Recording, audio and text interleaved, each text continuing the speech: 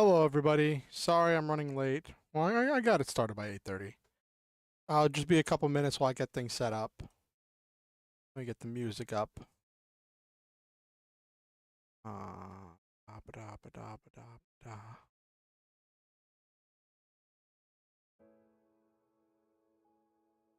I might need to update my playlist soon. See if maybe put out any new music.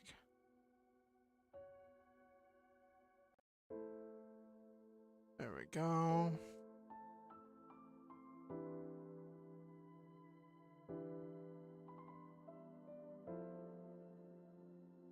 Okay.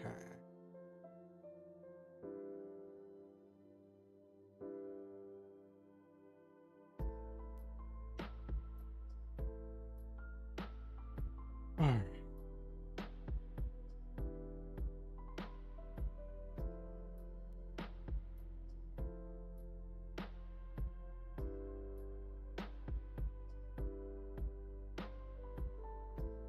Okay. Alrighty.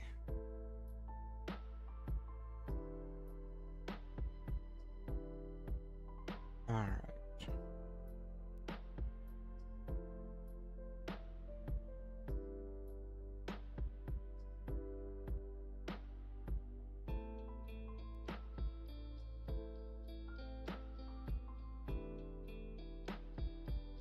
And let me get everything booted up.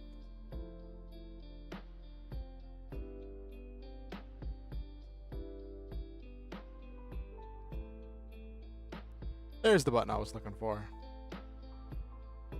Let me let people know that I'm live.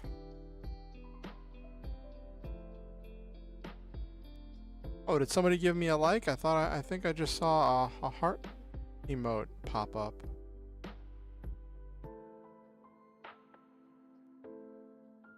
Oh. See a few of them. I don't know who's doing it. I don't know who's in chat. I don't see anybody in chat. Someone's being sneaky. Someone's being sneaky beaky.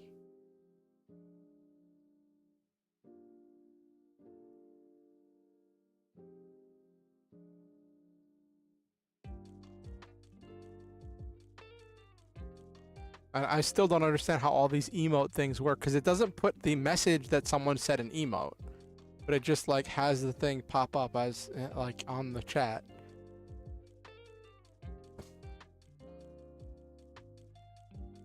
Oh, you're here. Were you the one doing the emote, Silva?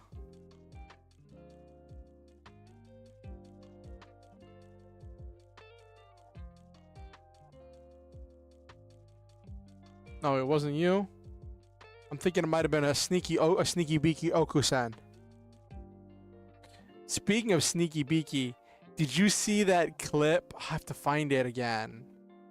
Of Mokoko doing like a quick rendition of more Calliope's Metal Gear Solid song. She didn't do the whole song, she just did the refrain. Or I'm sneaky, sneaky. It was like sneaky, neaky, beaky or something. And like it was really funny because let me find that, I'll send it to you. Well,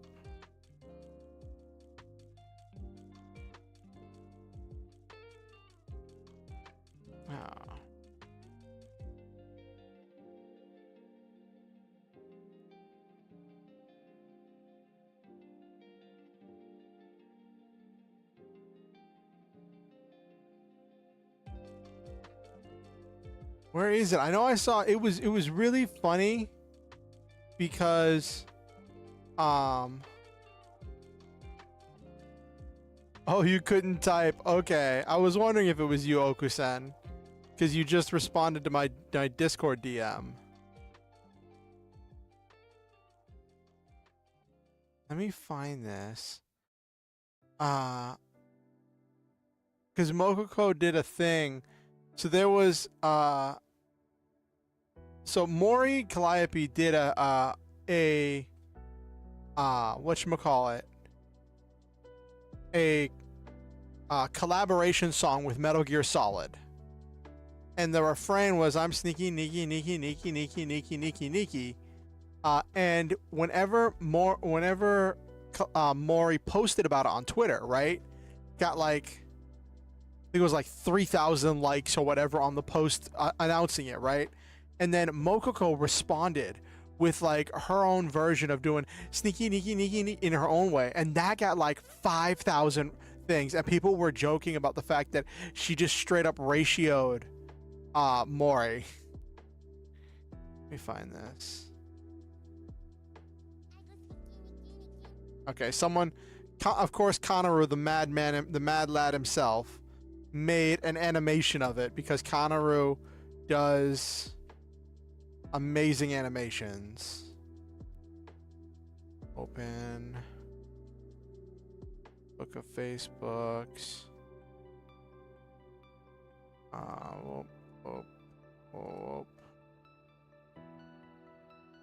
I sent that to you, Silva.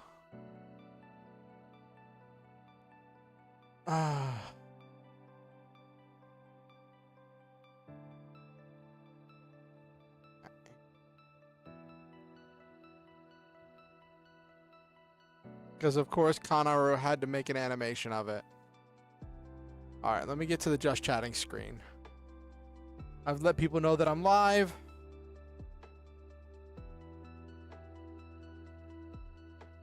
Boopity boop.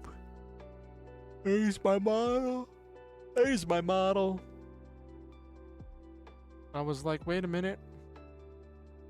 Is this one of those 1D1s?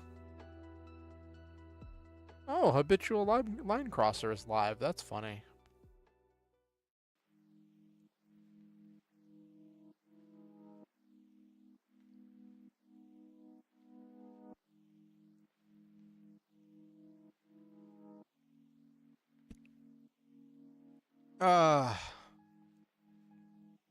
So how was everyone's week?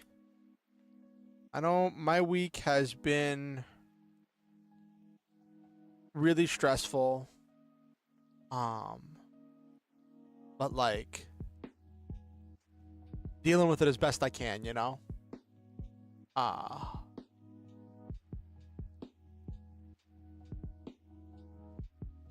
And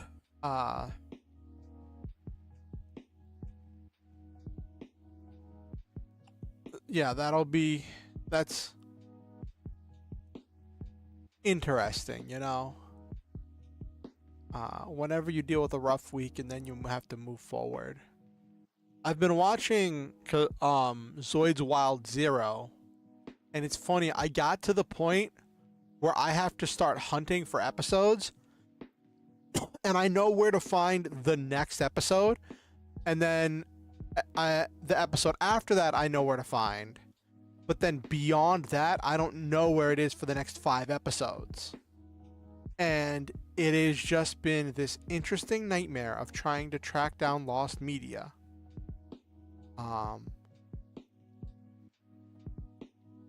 Like I could go watch the Raws. And I very likely might end up doing that, just watching the Raws and trying to watching the Raws and trying to like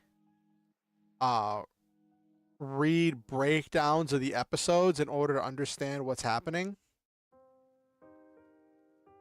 I know the week just flew by, Nabiru.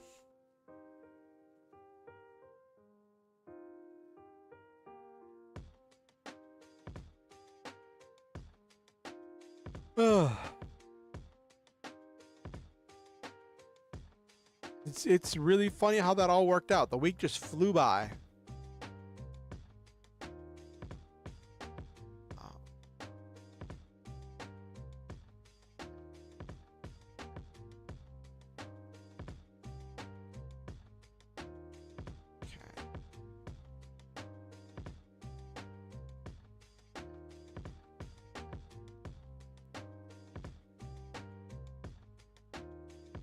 Though I am really proud of myself. I caught another cockroach yesterday. Oh my gosh. I watched last night I watched Critical Role, which I do every Thursday night, right?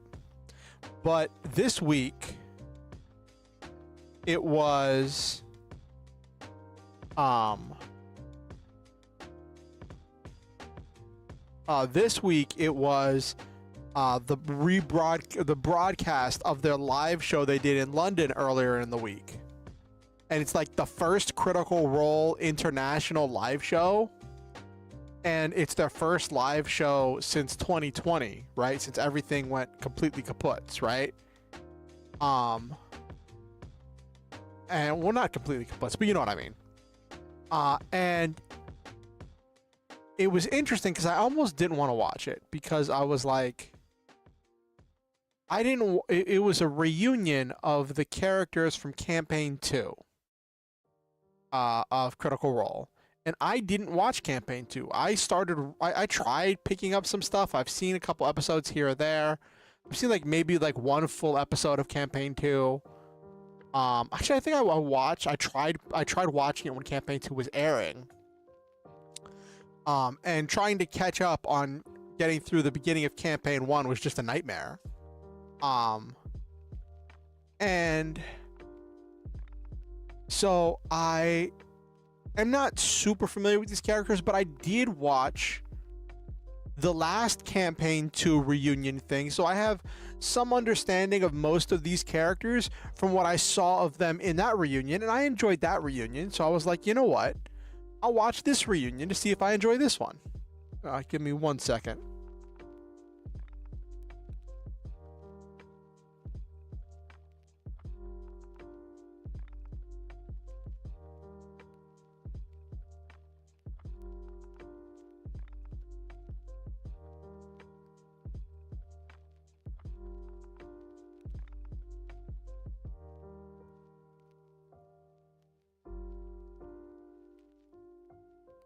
Get a little stuffy in my room, so I had to take off my shirt.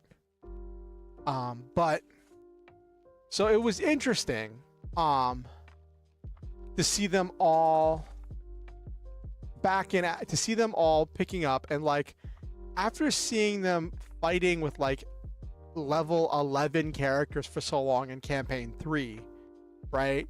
And the last time I watched them do a reunion of the Campaign 2 characters, they were all level 17.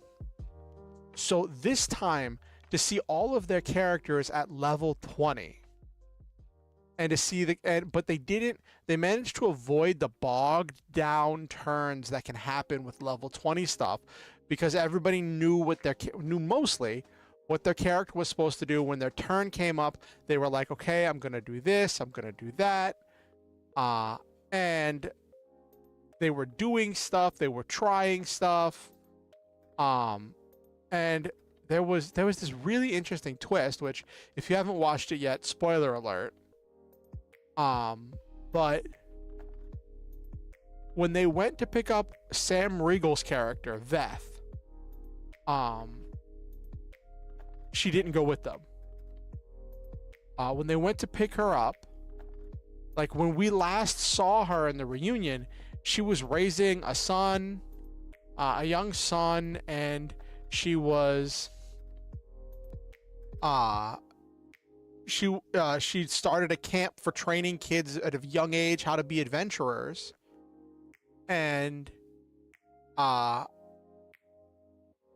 she was taking on that responsibility.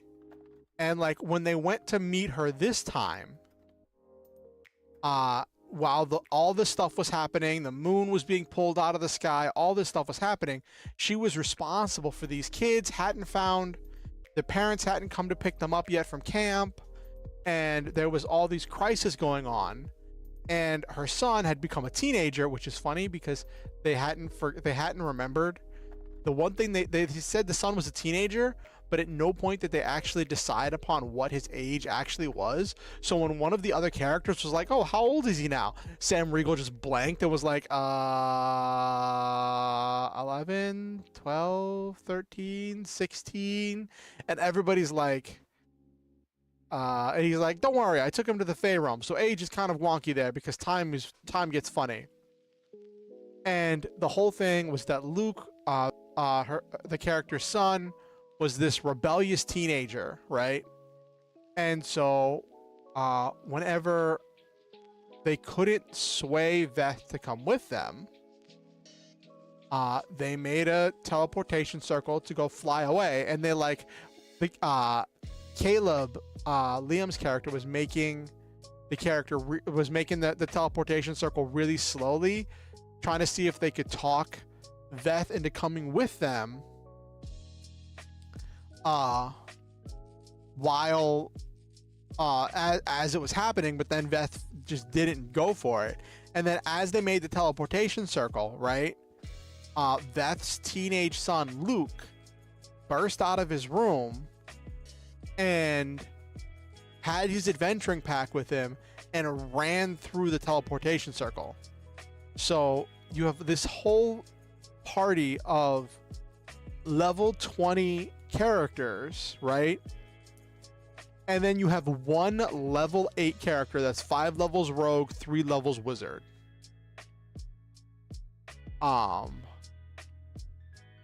And it was so absolutely funny. The one thing I will warn for anyone who wants to watch this special,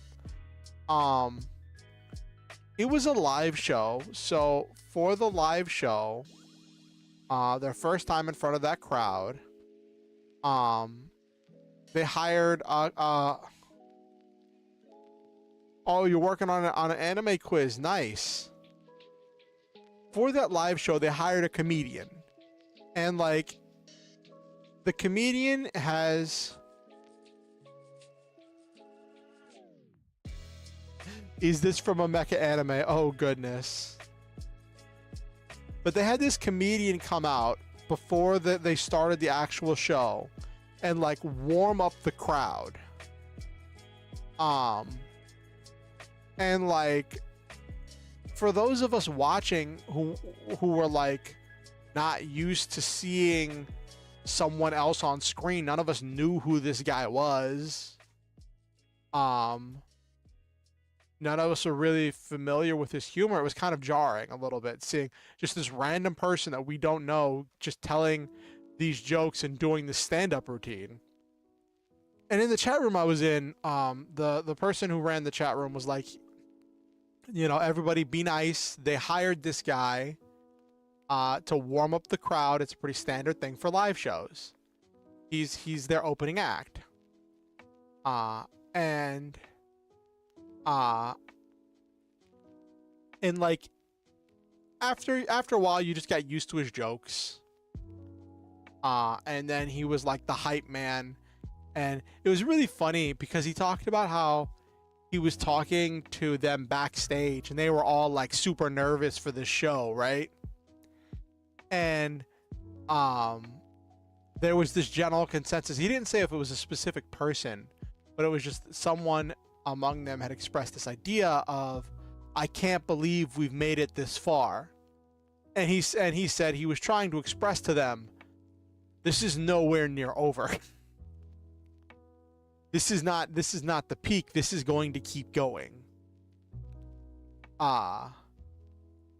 Like, you've started something that is going to keep growing. And I think that's one of the things that makes the Critical Role cast so, I guess, relatable, is that, like, at no point do they take their own success, do they seem to take their own success for granted.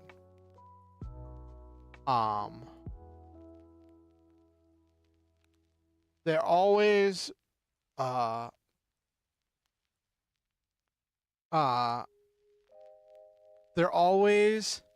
looking at themselves as, okay, we're very lucky, we're very fortunate, we want to share this fortune with other people by hiring a small comic to open for them.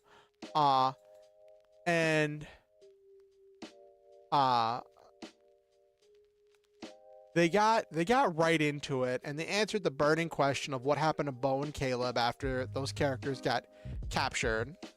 And it's funny because Matt apparently tied their whole capture stuff into the story, and it makes you wonder how long he'd been really planning for this.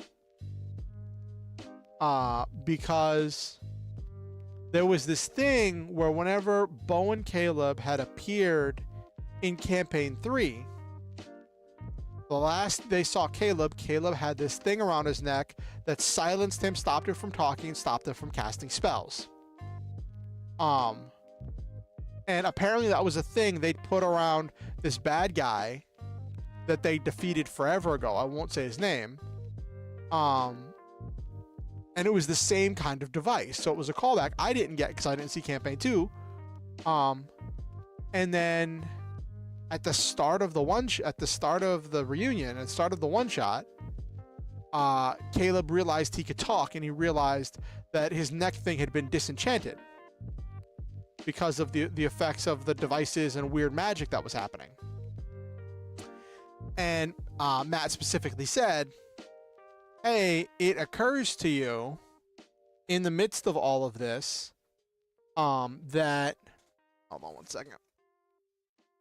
It occurs to you in the midst of all this that this device that was around your neck was the same kind of device you put on this bad guy forever ago. And if the one around your neck got disenchanted by that magic that spread across the world, could the one around his neck have gotten disenchanted?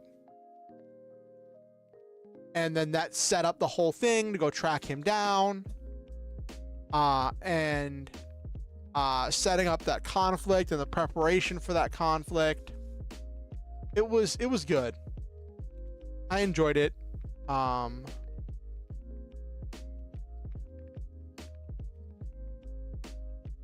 Just revealed Transformers Legacy United Magmatron, a character who, while had a toy release over here, has never been seen on screen to my knowledge, because he was part of Beast Wars 2 and Neo. Oh, okay.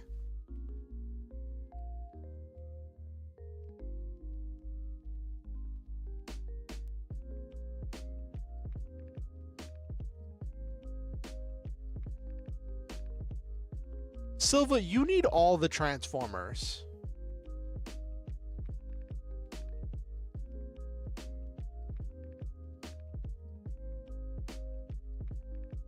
Silva, you just need all of them.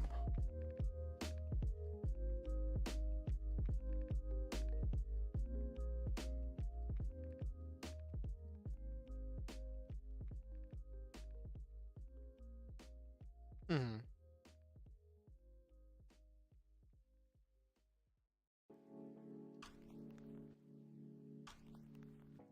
I think Silva's just a model kit addict. All the plastic crack.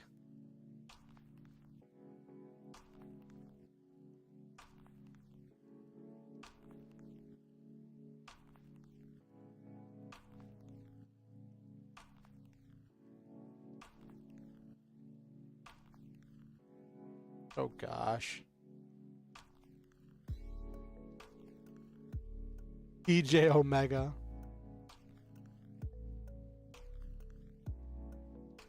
Great.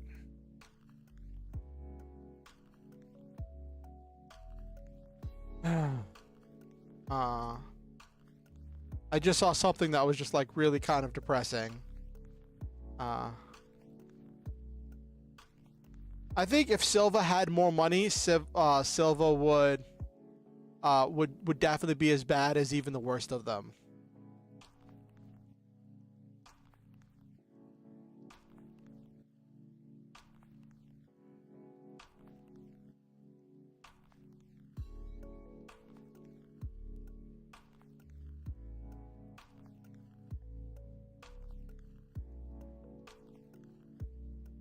Alrighty. Let me see.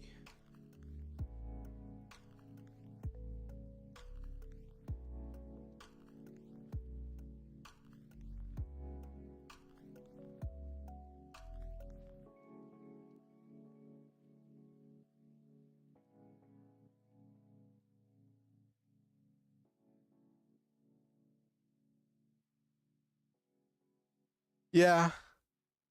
Things would be a lot different if I had more money.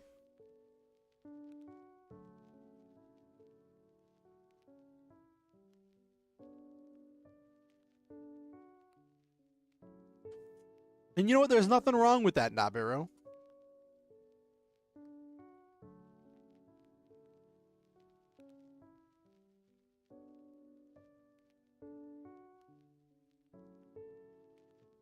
When I think about like money and stuff, like if I had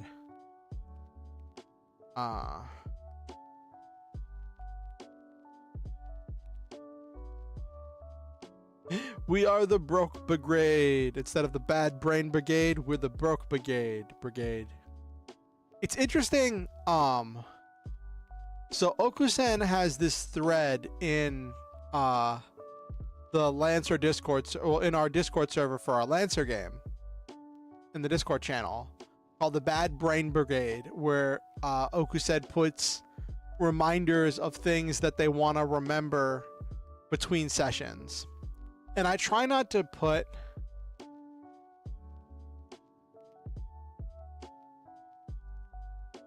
Oh, really? What Warframe statue?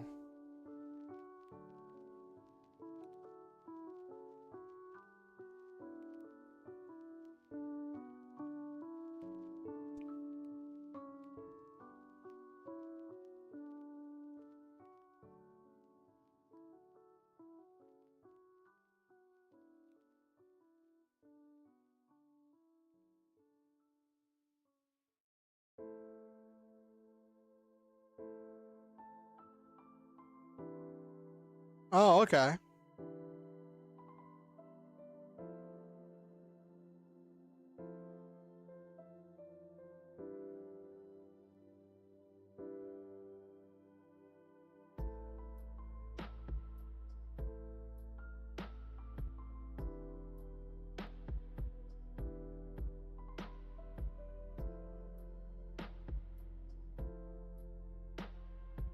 Oh no, yeah, sorry, it's fine. I got distracted. It was expensive, but not completely out of the picture expensive. Okay. So it's interesting because for the weekly D&D game I'm in, one of my biggest frustrations is that so much of the story and the gameplay gets revealed between sessions. And like, if I want to keep up with what's going on, I have to be keeping up with this group chat or with these other things on the Discord server for the D&D game. And because players are doing one-shots and side stories, there's just a lot of stuff happening. And I was thinking about like how that's not the kind of like game I entirely want to run. I want to have space for players to do creative things, but I also realize that I don't want the game to become that kind of like all-consuming, that like people have to be paying attention to the chat all week long or else they miss some key relevant thing, right? But this week I've posted 2 things in the Discord chat that were relevant to conversations that happened in the last session and stuff that happened in relation to the last session. And I was just concerned that one of them I might have posted a little bit too late so people don't have time to read it. And like that whole thing with the whole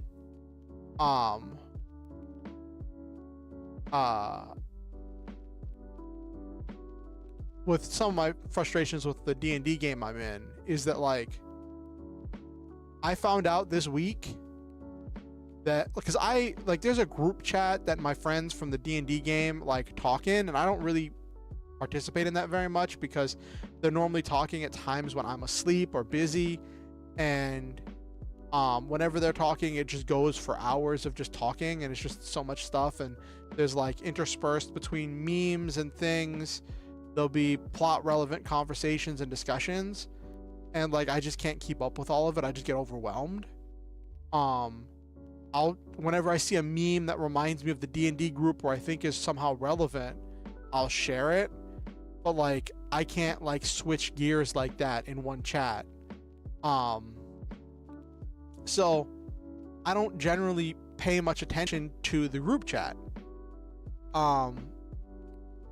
And Silva told me earlier this week when we were watching anime together, hey, so-and-so has been trying to get a hold of you for the last couple weeks in the group chat. And I'm like, I saw them tag me in something yesterday, but I didn't really see what they tagged me. It's like, no, he's been trying to get a hold of you for a couple weeks. I'm like, what? And I went and I asked about it in the group chat. I was like, hey, I heard somebody was trying to get a hold of me. What's going on? Come to find out. Yeah. Come to find out, a key part of a key crucial fact and piece of information that is related to my backstory was revealed in a private one-shot that player did with the DM 2 months ago.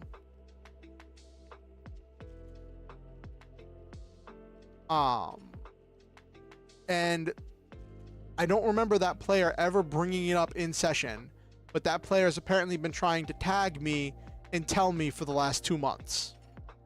And I just didn't see it because I don't pay a whole lot of attention to the group chat. And now we're in a position where, because so much time has passed and so much stuff has happened in game, we may miss the opportunity to stop something bad from happening to my character's family, or to stop we may miss the opportunity to stop some artifact from my past from being like claimed. And like, because it's just, it's one of the things about the campaign that we're in. There is always going to be so many things happening just because of the nature of the way that the GM has planned the world, that we will never be able to stop everything and we'll never be able to respond to everything. And that is very realistic. That is very realistic, that like, you're never going to be able to have time to do everything, right? You're never going to have time to stop every crisis, to solve every quest, to resolve everything. But it is frustrating.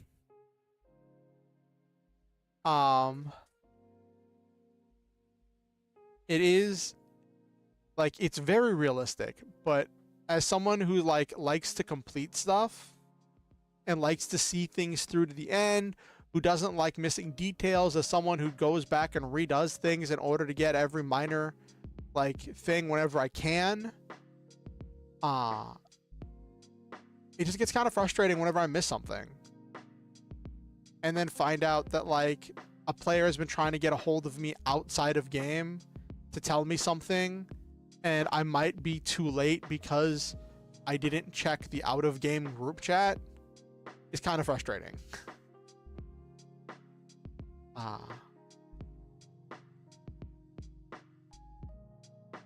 And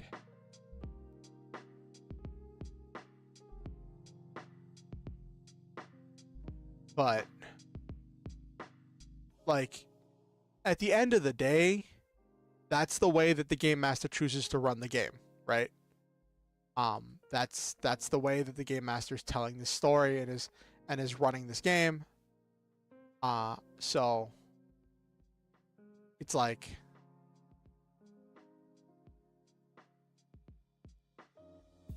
well, I don't think that person is like friends with me on Facebook, but I think you can still send Facebook messages to people you're not friends with, can't you? I don't think I have my account set to private.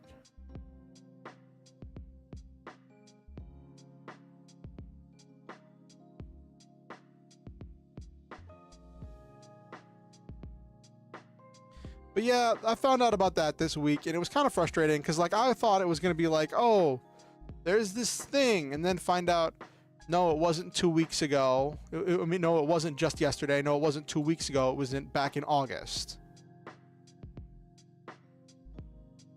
Uh,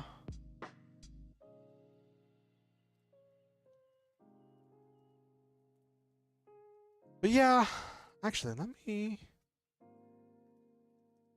me 1 second. Grab something.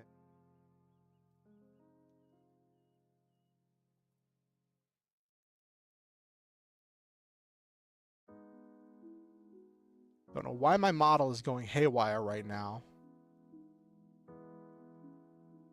Whoop. Whoop. Whoop. Okay, there we go. Copy that link. I'm going to post a link to the stream in the Zoids Discord.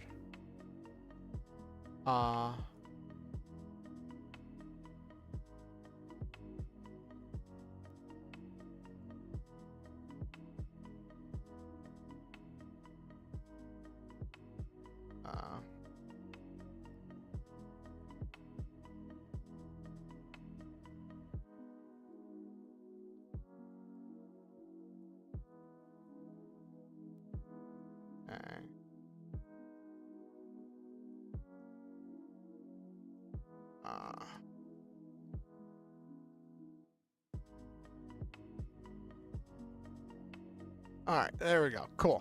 Posted thing on Zoid's Discord. Alright.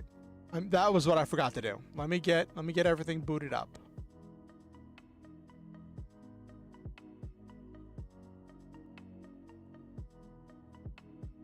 Let me...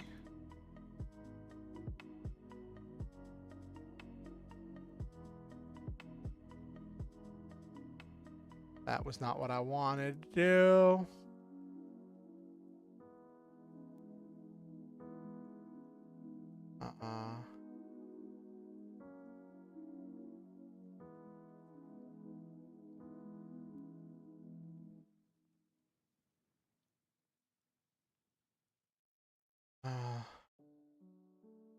Oh, whoops. Almost deleted the wrong thing. I wanted to, like, get a new...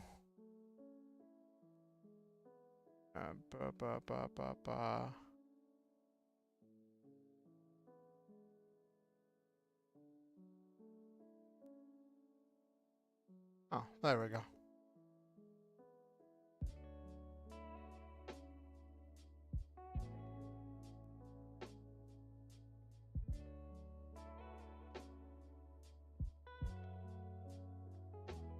Copy that. I wanted to copy my save files just so I can have it.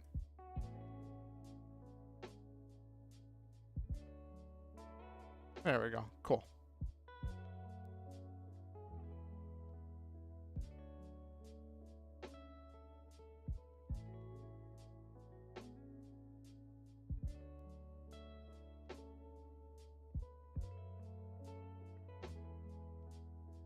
Okay.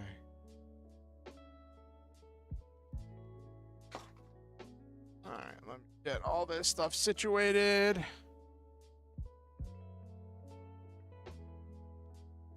Okay. Alright.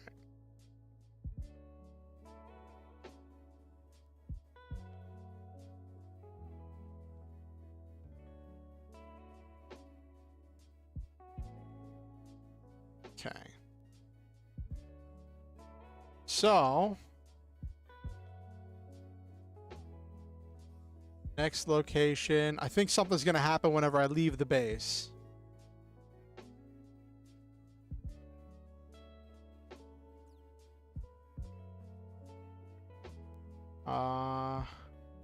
Let me repair all my machines. I think I repaired all my machines at this end of...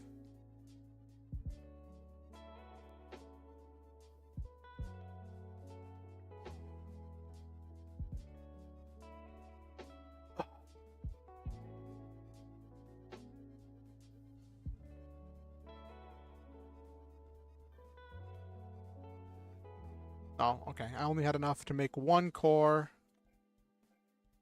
That's like one of the biggest Medium-sized. Could make a terrorist bomber have a flying team. Variegator. Oh, did I make it? I think I already made a command wolf.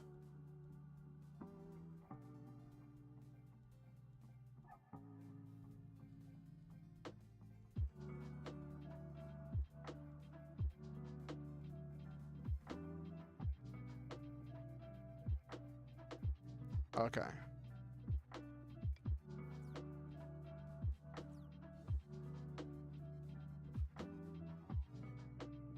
Okay.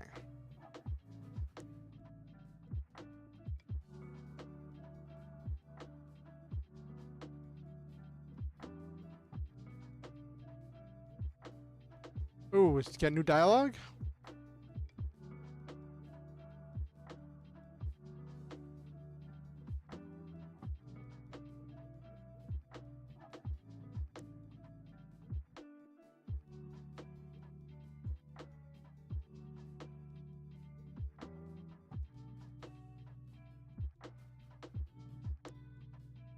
No, I'm getting the message that my OBS is disconnecting, but it says it reconnected. It's like disconnecting and reconnecting for a second. It's kind of funny. Okay. I think, do I need...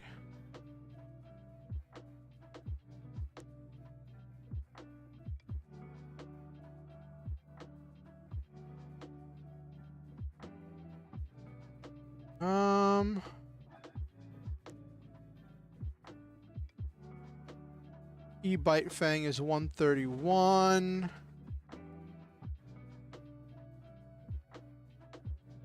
That's 150.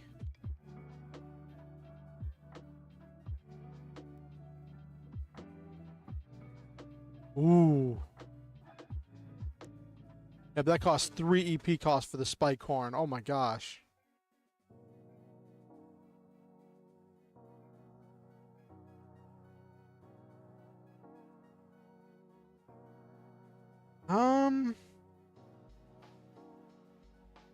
I could try a minute. I could try putting Earth in the Black Rhino. I'll stick him in the. I'll stick with the Command Wolf for now. But if Command Wolf gets taken down, I'll switch him over to the Black Rhino. I do have a spare Command Wolf just in case. All right.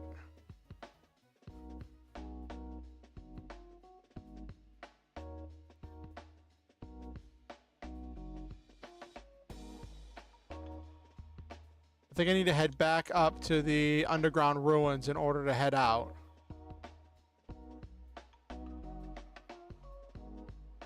Do I want... Yeah, let's go.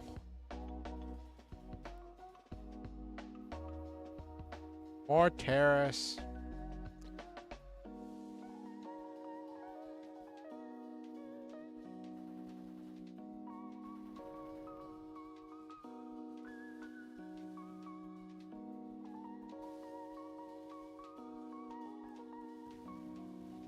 Oh, poor Jack.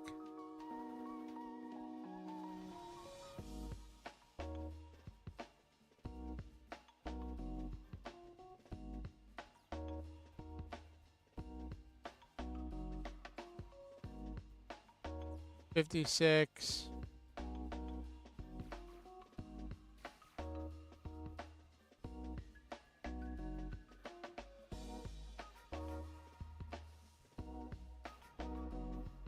Okay.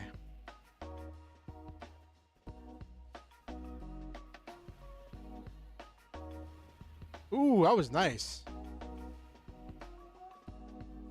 Getting better with that sorrow.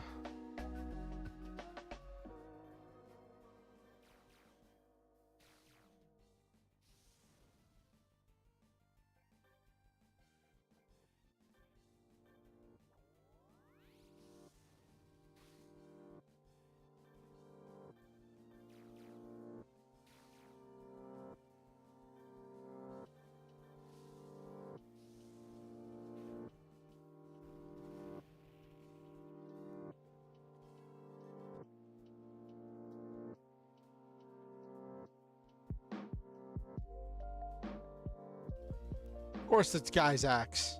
Which is funny because oh, they're not actually Geysax, they're double sorters. But it's still an insectoid. I was talking to Okusen about Zoids, right? And about some of the different types of Zoids, and it's really funny because like I have some Zoids NPCs in my Lancer game, right? And when the players are fighting them, Okusen's character calls all of them puppies and doggos, even though like most of the ones they've interacted with are very blatantly saber-toothed tigers.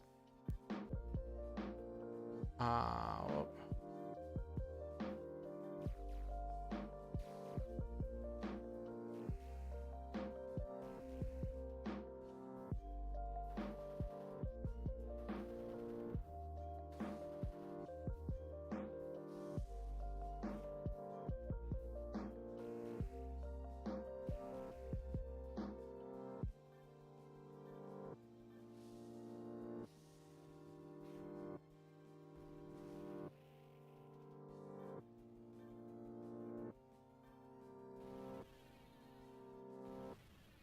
nice.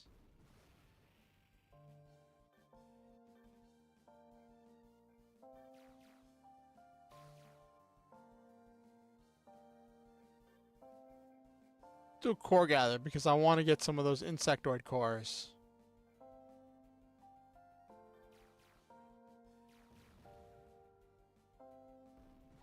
I don't know if it'll have flying or if it'll have insectoid cores, actually. Now that I think about it.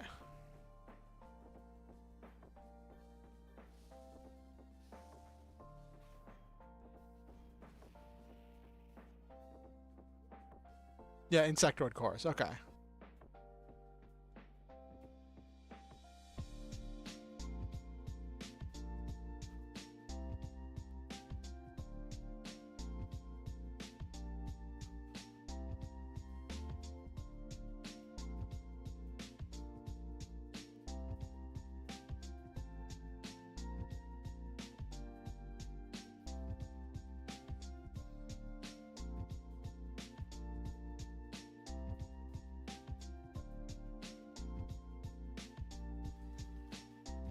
Oh, gotta fight our way through.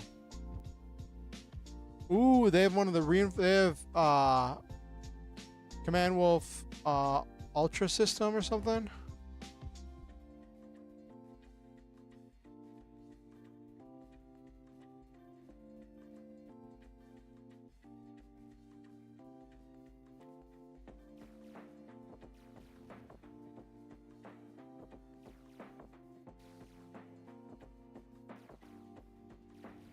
Oh, that was a lot of damage.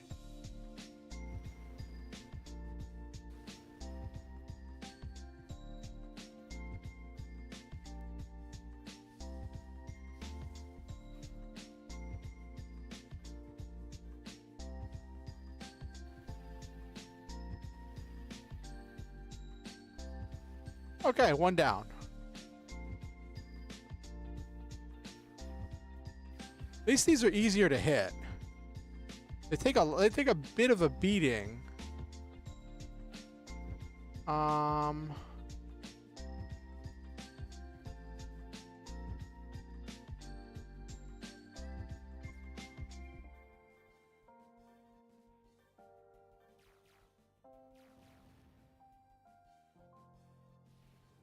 course the evasion goes up. Of course the evasion goes up.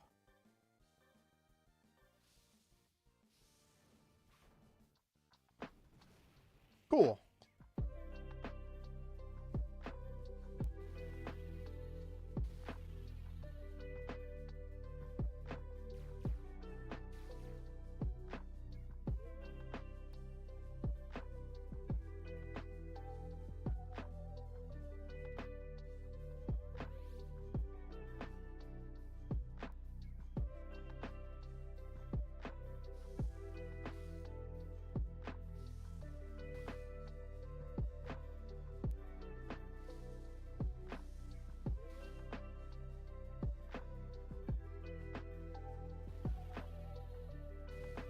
Oh my gosh, the evasion buff.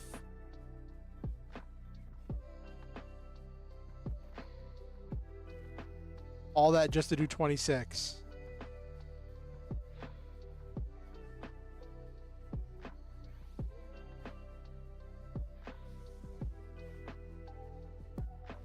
Oh, what? It takes very little melee damage? It's got a lot of defenses to melee? Oh, that's a problem.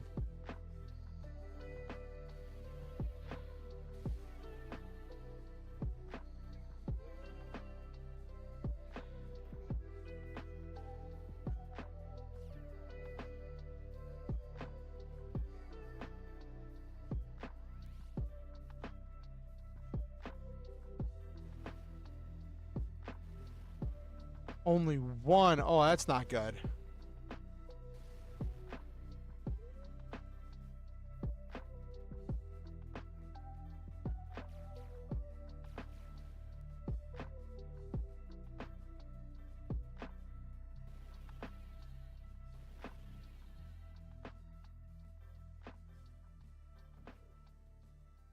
I thought I was going to beat him those other turns. But his defense is just so high.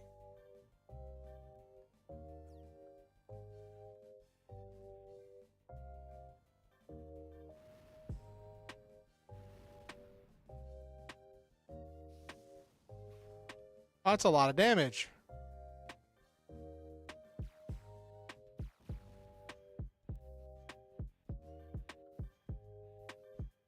We are just...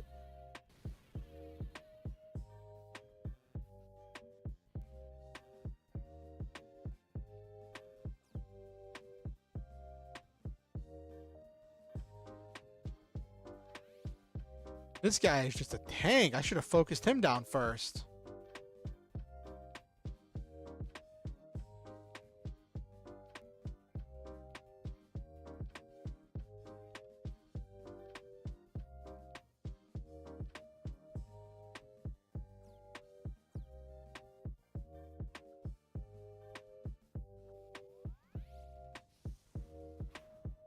That's a good chunk of damage.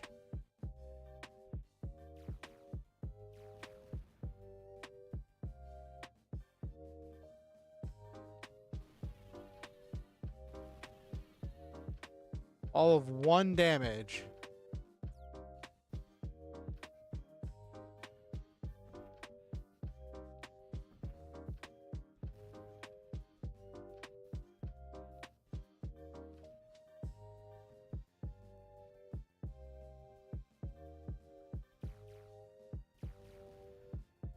All of that just to deal 1 damage to this guy? He's got some redonkulously high defenses.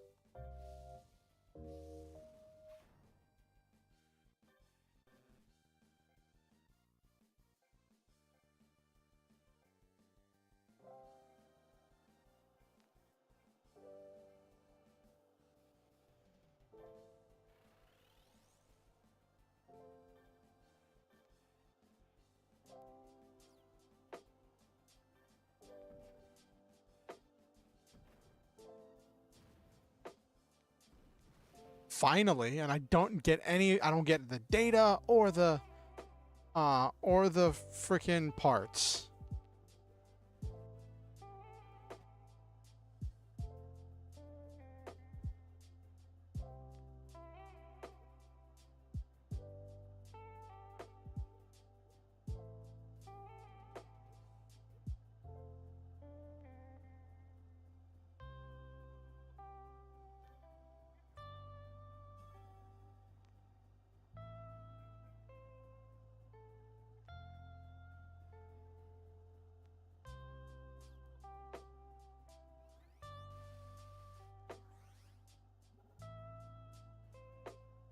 Where are we going next?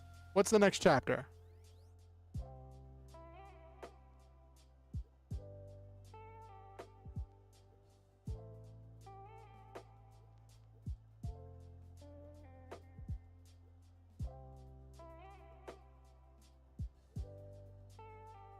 All right.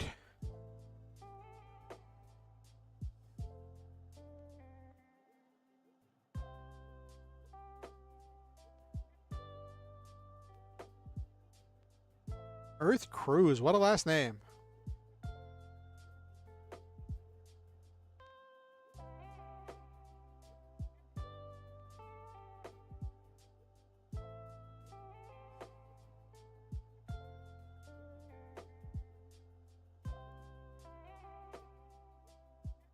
Oh, some dark past for Earth.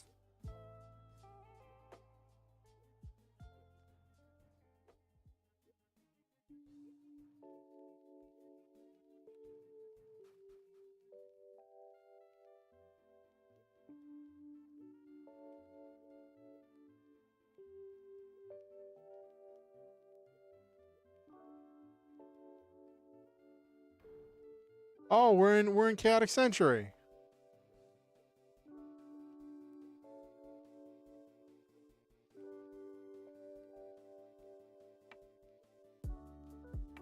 Hey, Zeke.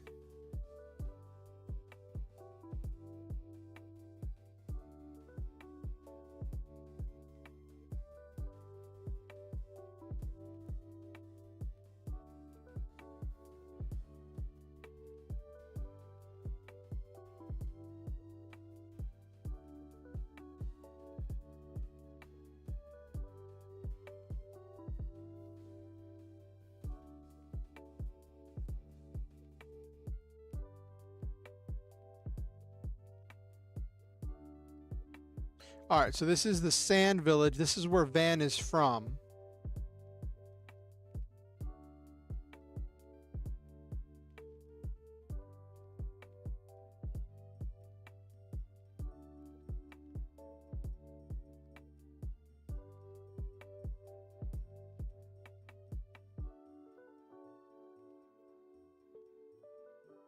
Oh, this is around the time whenever Van destroyed the bridge in order to stop the attack from happening.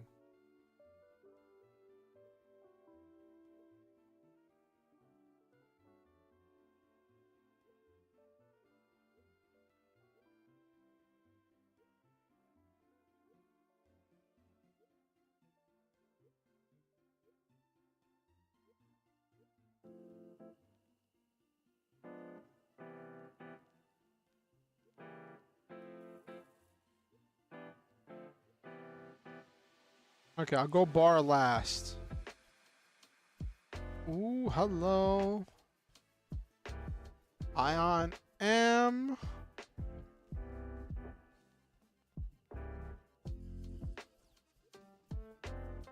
Got a full repair from the Pokemon Center.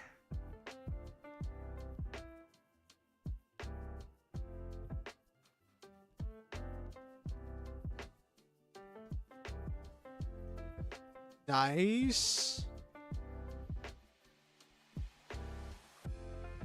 Ooh, that's essentially a dig in order to get me out of places.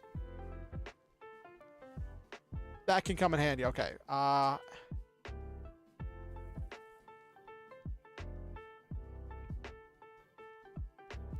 Cool. Evac unit is going to come in handy. That means I don't have to that can get me right back to base. Okay.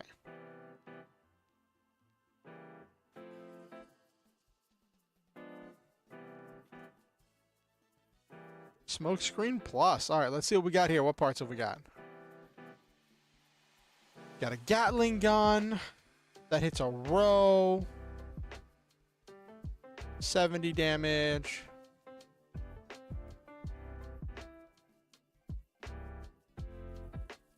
Anti-air missiles. Beam Gatling.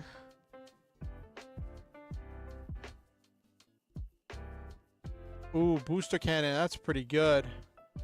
For 100.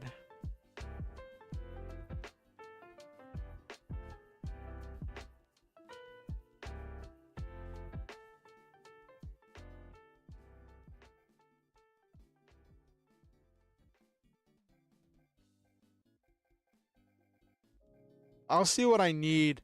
I might get this booster cannon just because that's the highest damaging one.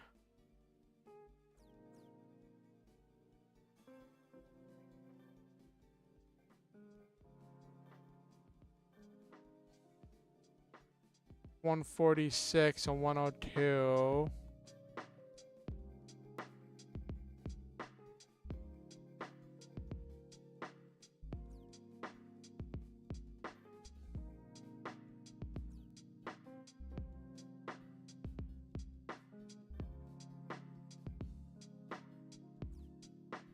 One 374.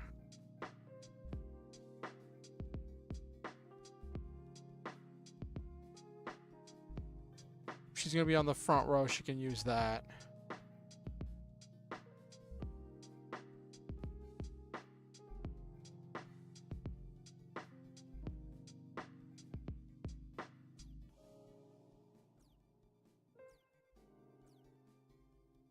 Don't really need weapons right now.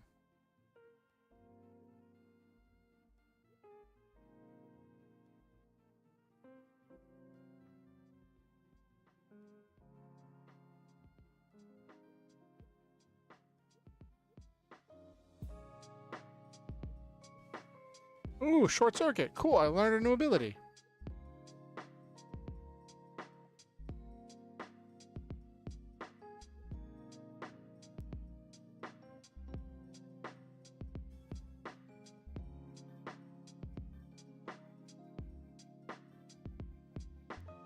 All Zoids consume double EP this turn. Nice.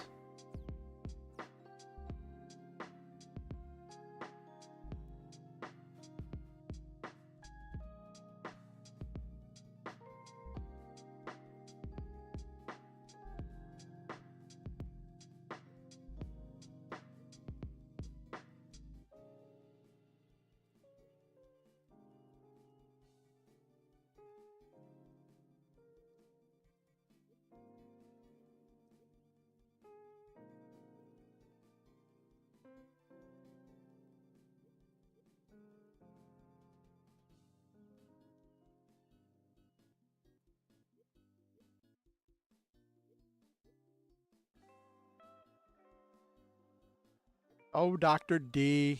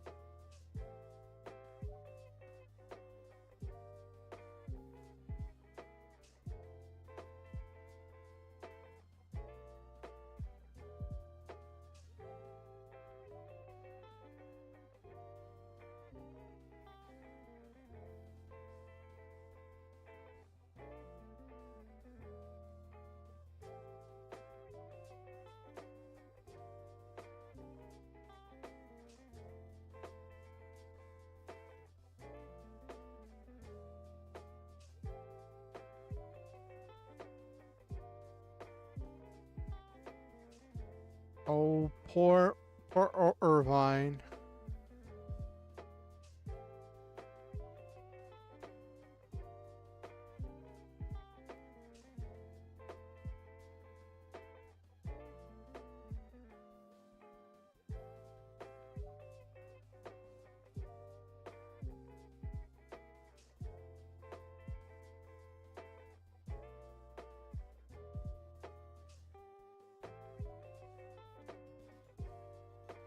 Ooh. Is Moonbay piloting a terrace?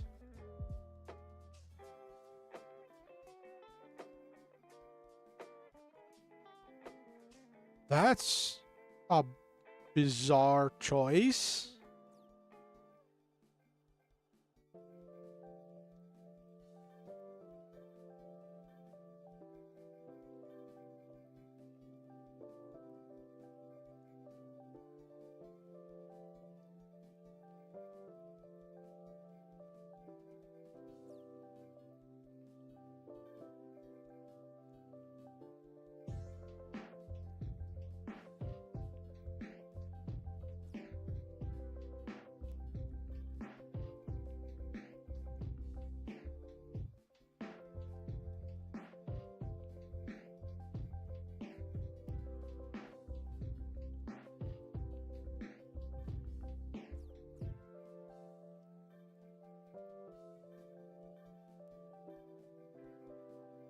Might take 2 levels of Kamikaze because I've always put him in the front row.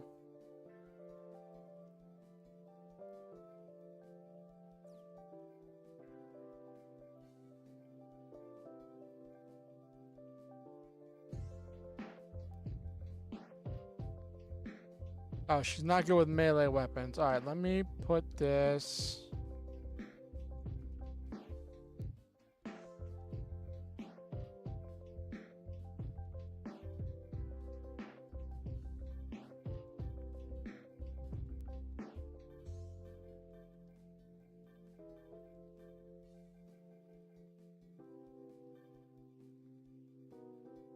I don't know if Irvine's a sniper. Let's look at his thing. He's got a decent amount of hit points. There's a good amount with his bite. Oh, he's got a long-range rifle that's only good from the back row. That does a butt ton of damage. So yeah, I want to put him in the back.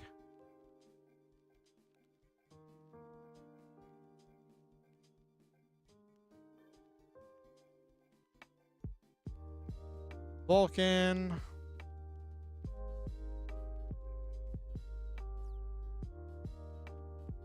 Okay.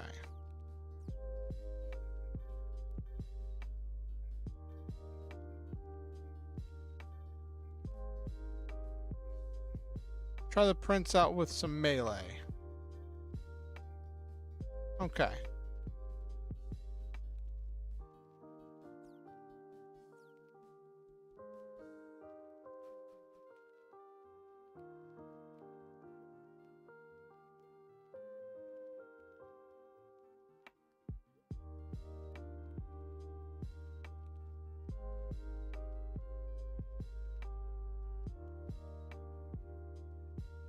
I missed the name, Acrobon.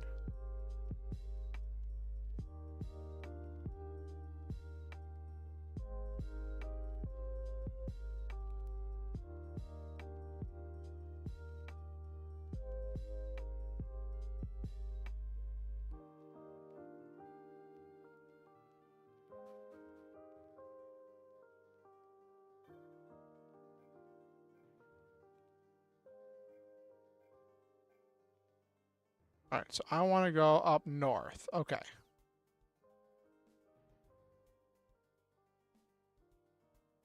Oh.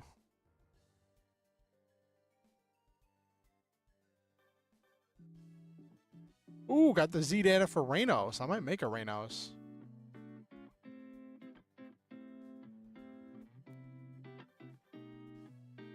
Got a flying core. So I can make a Reynos now, I think.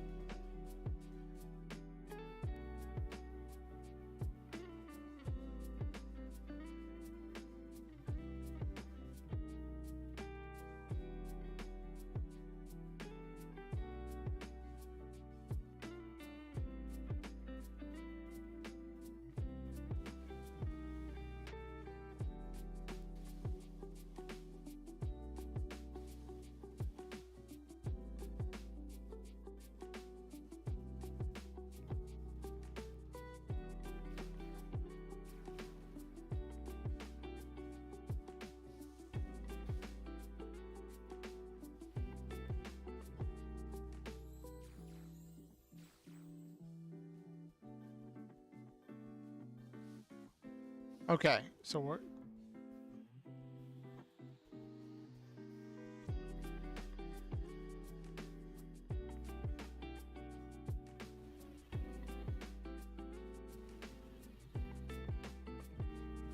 Glad I aimed for a different target.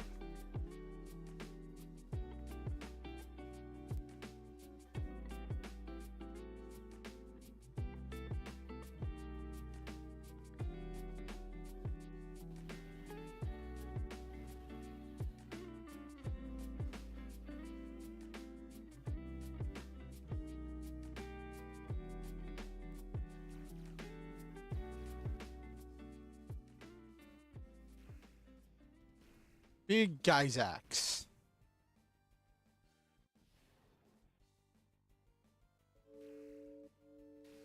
I should have the party face some Geysax in my Lancer game.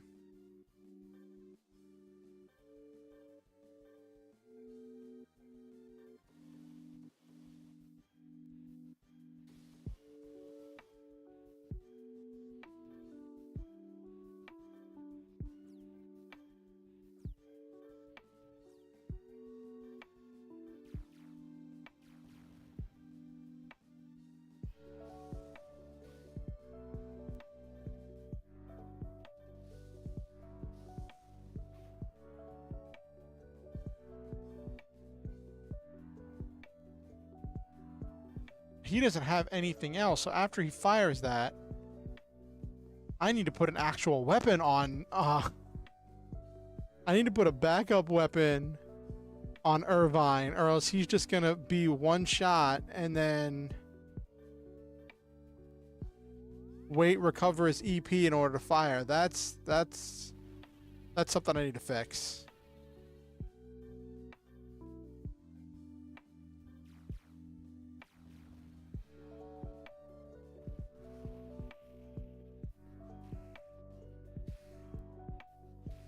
Okay, I'll put a gun on it.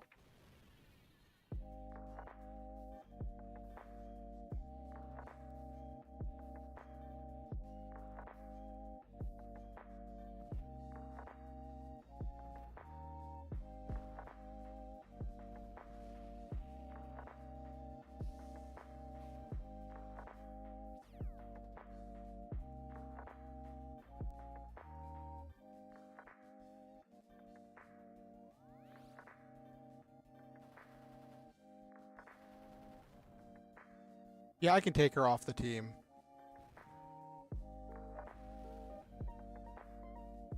Should have done core gather.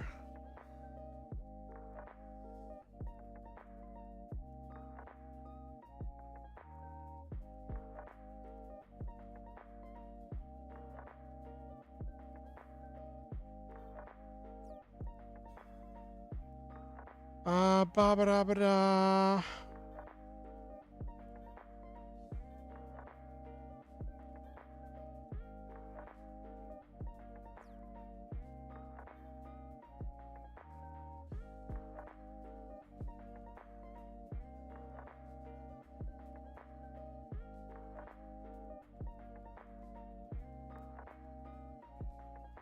Two cannon does 88 damage.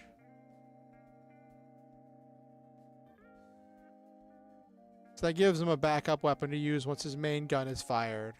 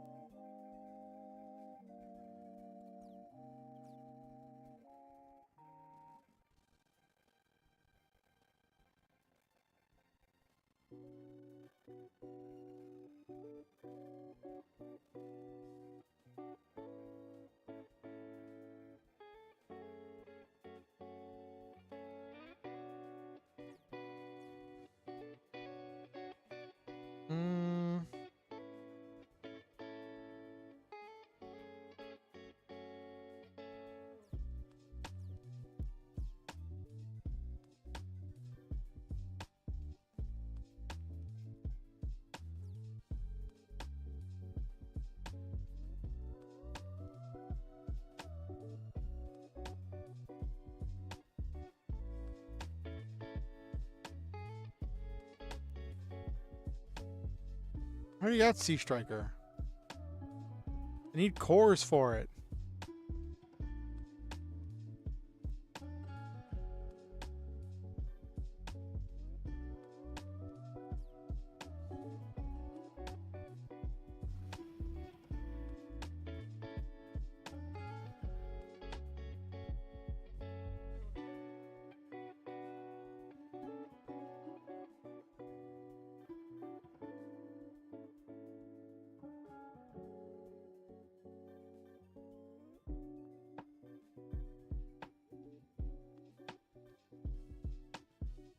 Oh, limited organoid system. Ooh.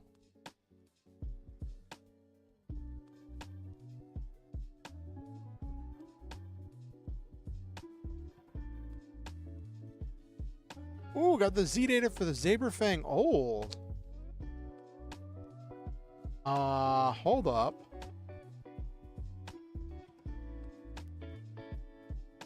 Let me head back to town.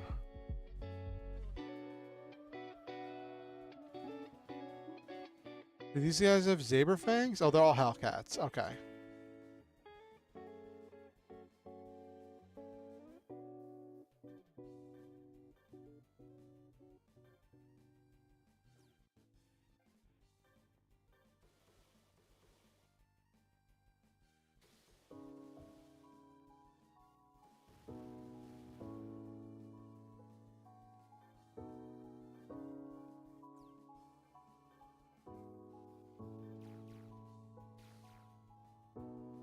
Even missed on a 92.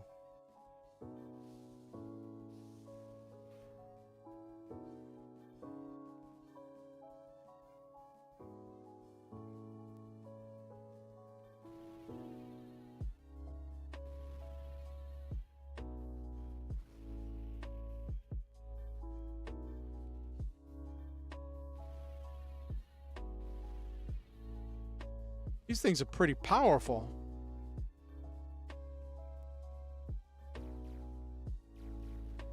Okay, got another one down.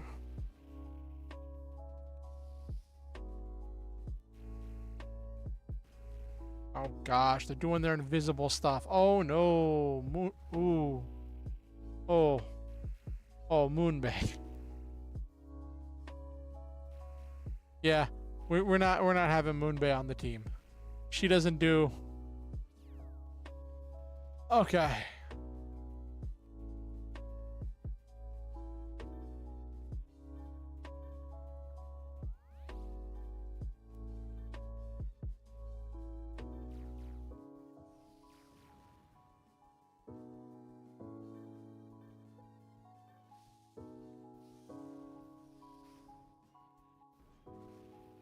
Okay.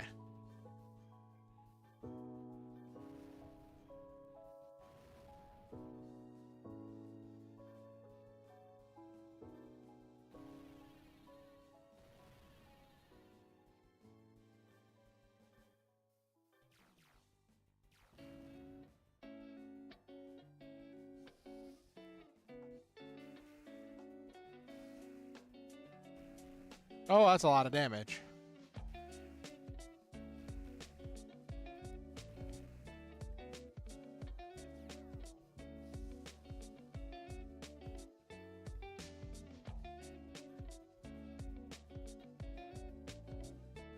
Think I already have the Hellcat?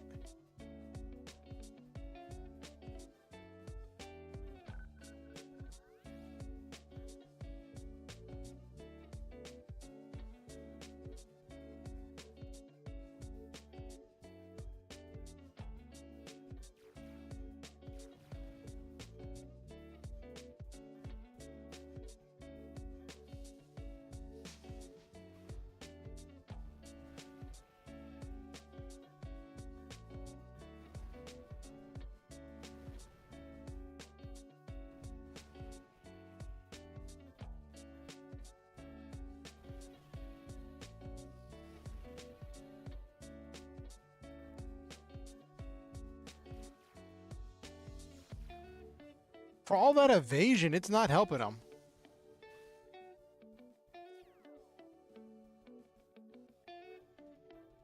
Oh my gosh, I didn't do anything, so I'm not getting anything for this.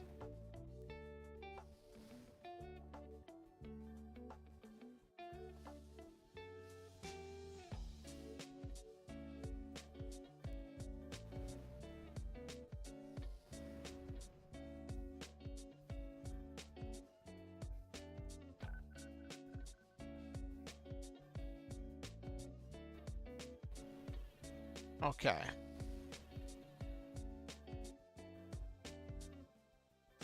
37% chance to hit. Will it land? Nope.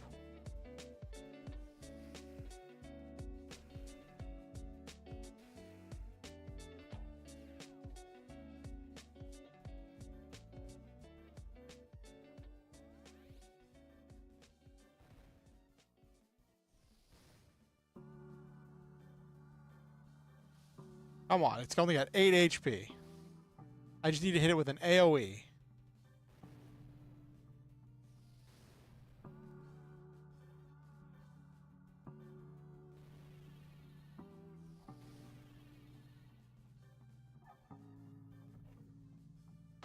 Come on.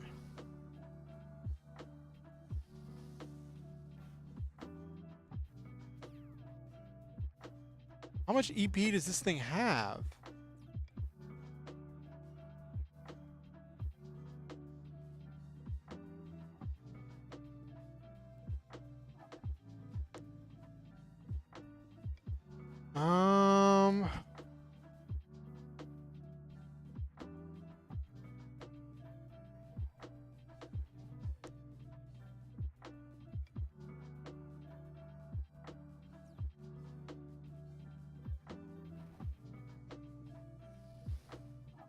Imagine if there was a Judge Man satellite, either part of this game or as an Easter egg to deal with people who hack the game.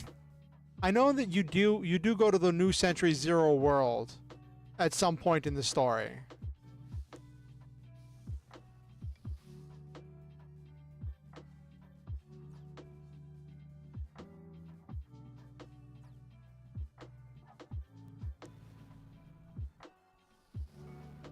Finally, it hit. That was annoying.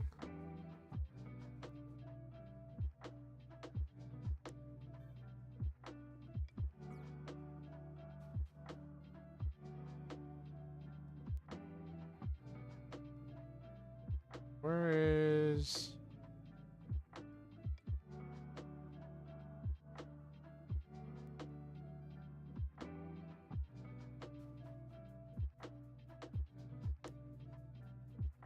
Judge Man's satellite is amazing. A massive spaceship armed with lasers to blast away rule breakers. Yep.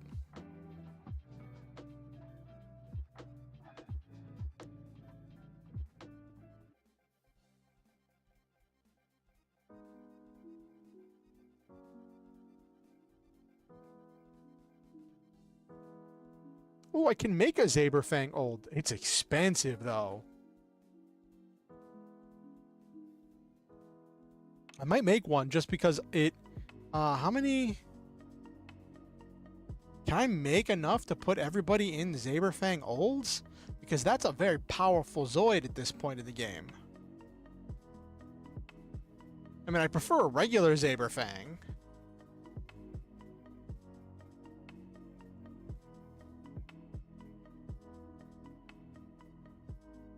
And a Reynos is just a...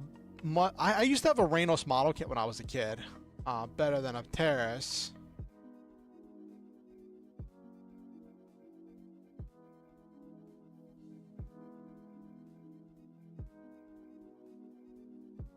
What did I want to check on? I have Command Wolves. Yeah. Gun Tiger is a fun one.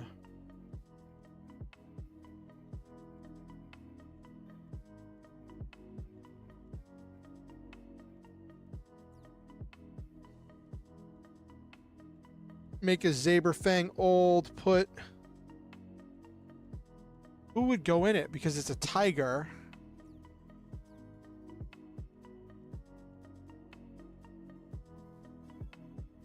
Okay.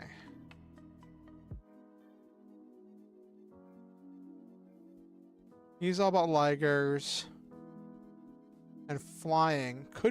Could make a Rainos for him.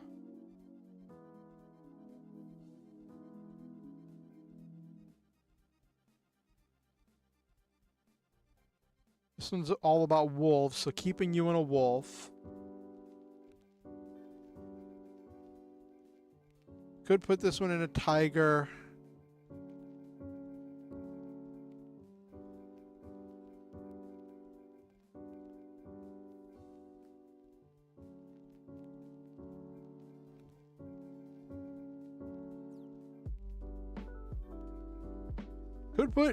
Could put Earth in a tiger, have him attacking stuff.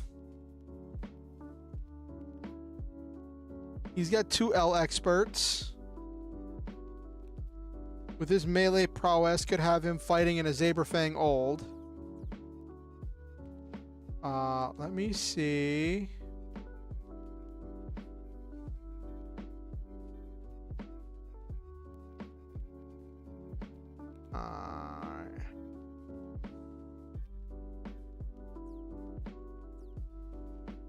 Got 100 HP, which is great for just starting without anything. Starts with 11 EP.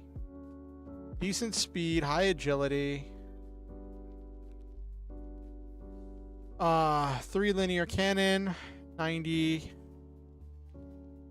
Beam gun, 70. 2 beam cannon, 150. And 130 on the killer saber.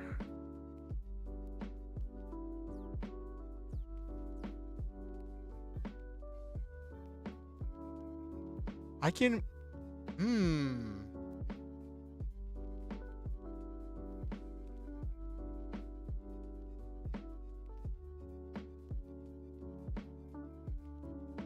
Yeah, I'll make a...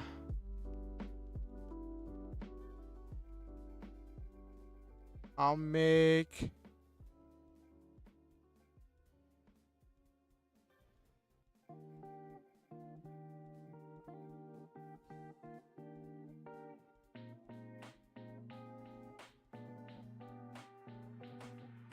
I'll make a black Zaberfang old.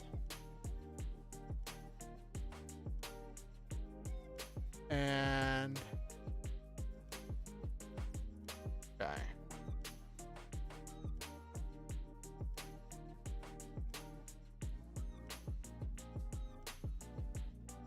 I'll have to make a Terrace, then make a Rainos.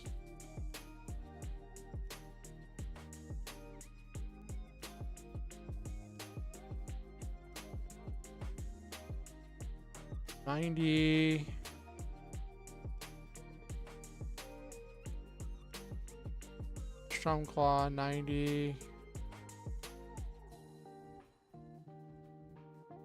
What size is it? It's size medium. So it's not a bad Zoid to have.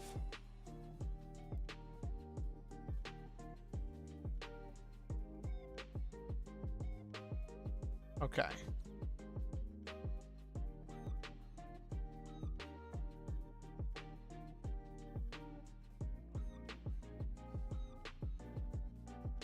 That'll bring the HP up, because right now what he's at...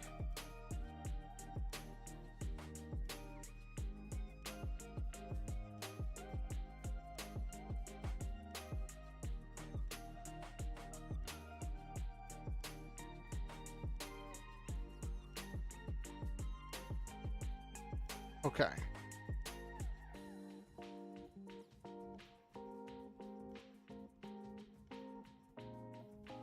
Oh, I wanted to make a Rainos for Jack in order to have a flying Zoid for him to pilot. Okay.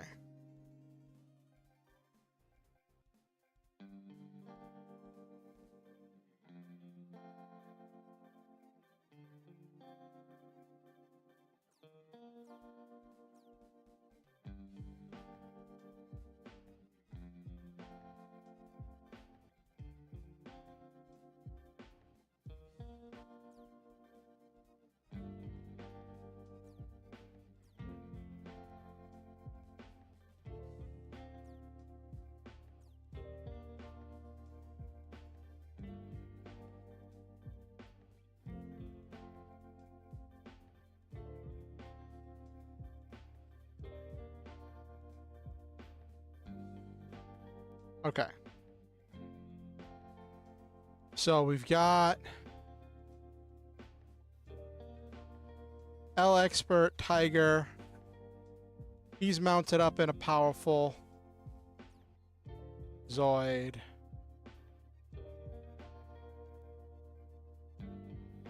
$88 was how much HP? Whew. 149. That's a lot better.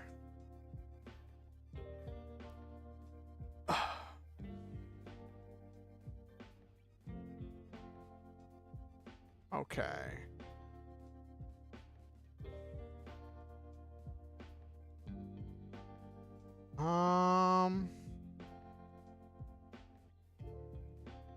So I got him in a Zaberfang old.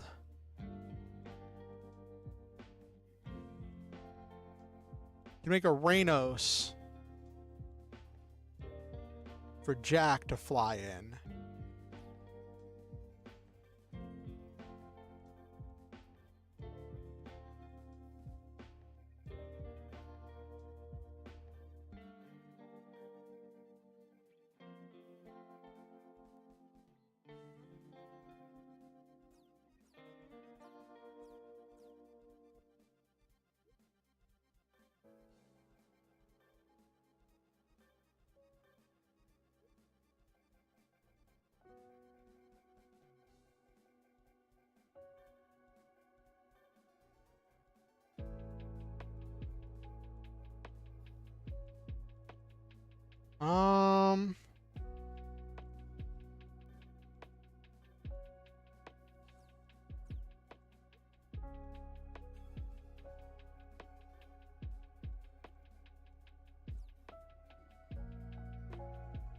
And then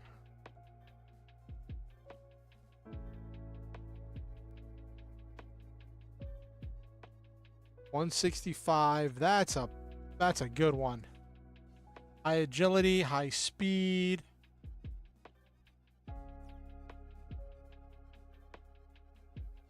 Okay.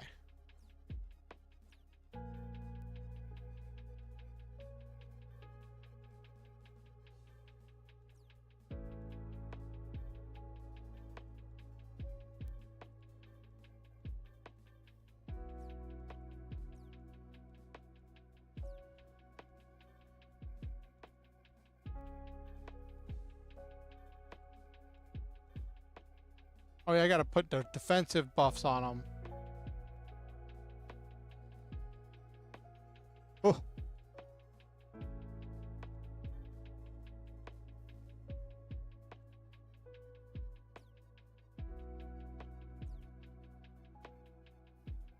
Okay, Zaberfang old. Let's get you geared up.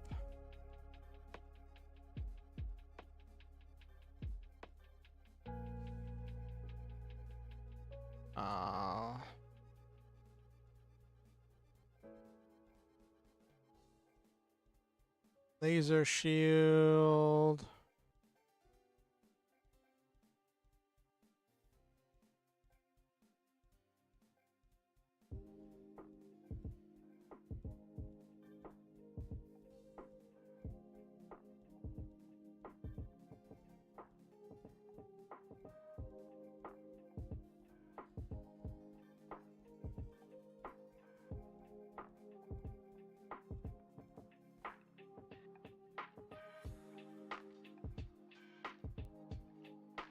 Okay.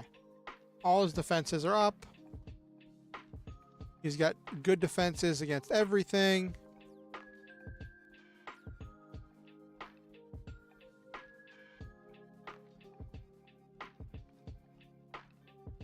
Got the Rainos. All right. So we got a pretty good spread. Move the Prince back.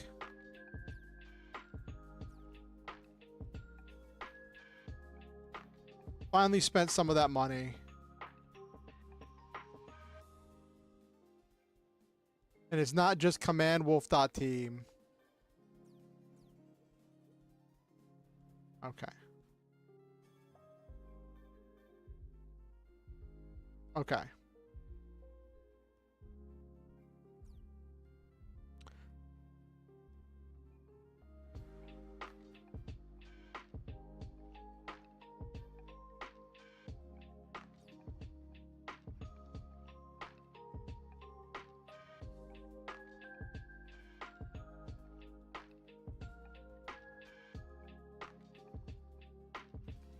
What are we fighting here? Ooh. Oh, I already got the date on the Zaberfang Old, but the Rev Raptor. Rev Raptor could be useful.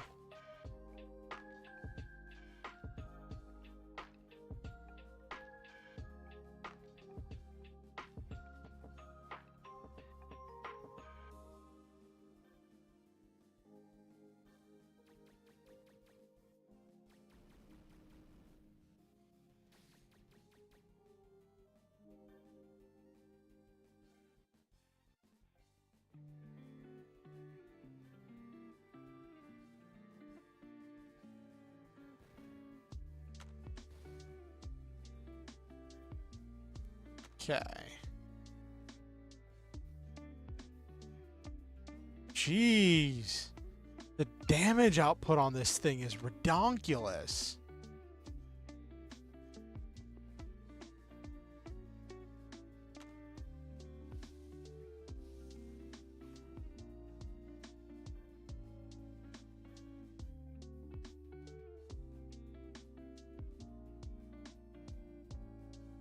Let's put you out of my misery before I have to see what you do.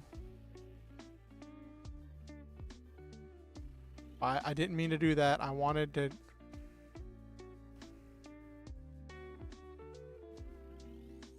the Iguans, which are essentially Empire Godos.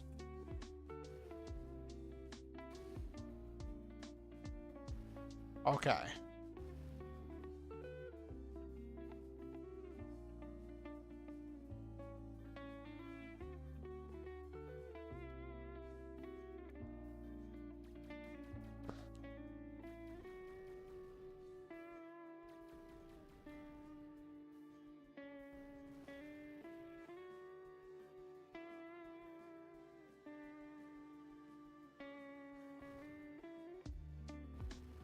Huh, huh, huh.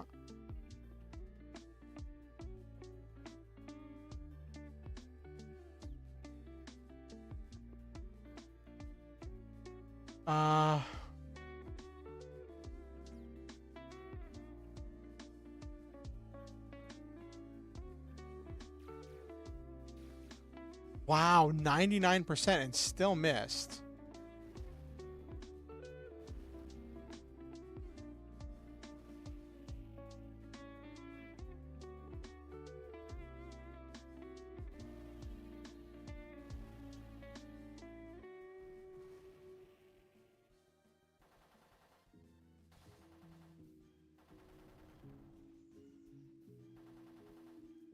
Okay.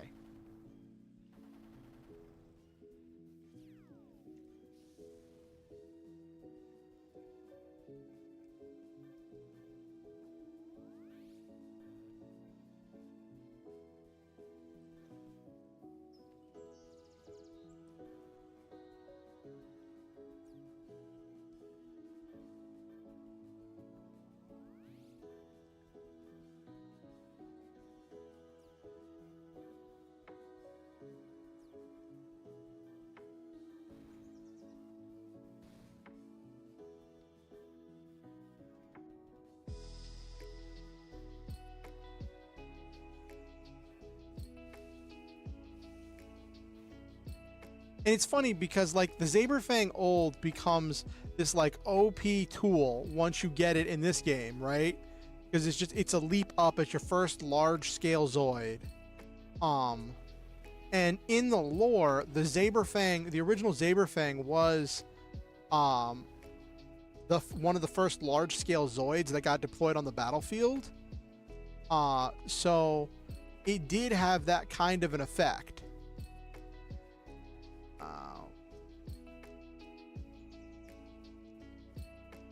Heavy.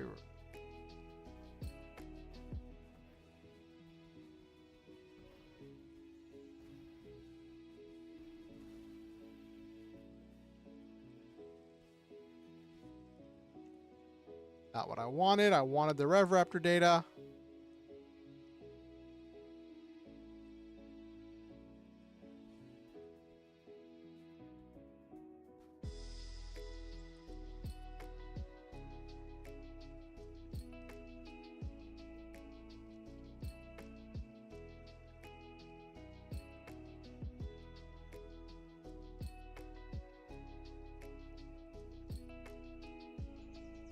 Oh, well, we're looking for someone in a Redler, so that stacks up.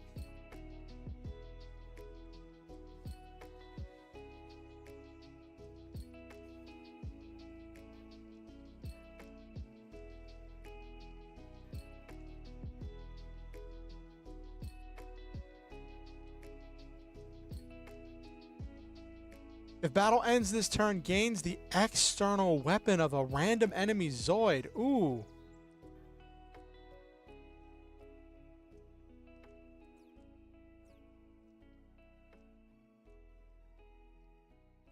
Okay.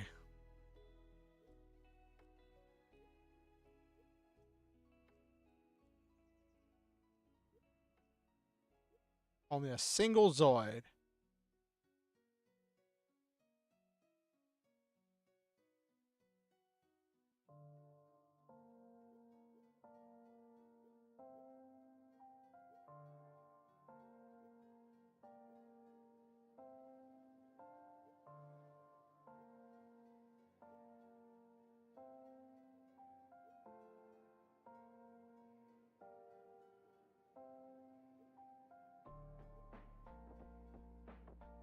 Okay.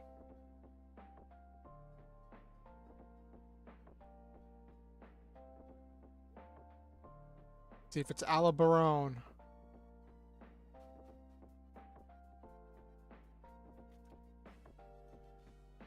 Weapon Jam. Okay.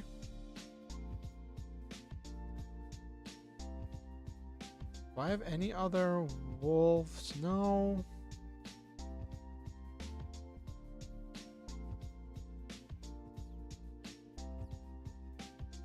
I could make another Zaberfang old and put Regina in a Zaberfang just because she's gonna do so much damage.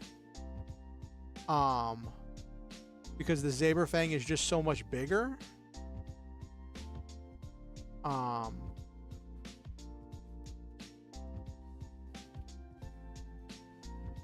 Laser sensor, okay.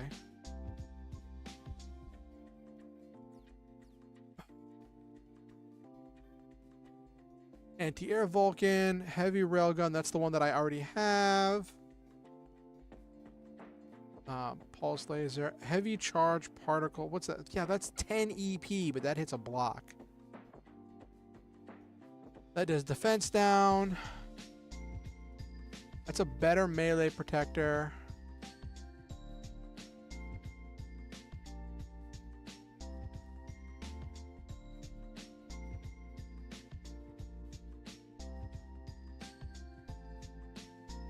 I might need these items, but I haven't needed them yet. Ooh. These get pretty expensive, especially after I just spent all that on buying Zoids. Now I see what people talked about using an infinite money cheat in order to be able to afford things.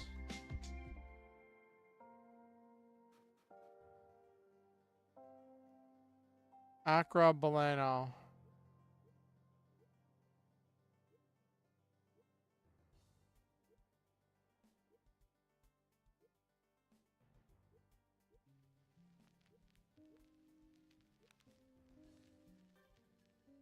Alright, so now we need to go north. Let me see what I find over here real quick. I want to explore over here a little bit. Yes. Okay, reconnected. Oh, what's this? All Hellcats. I don't think I've faced any enemies that have equipped weapons.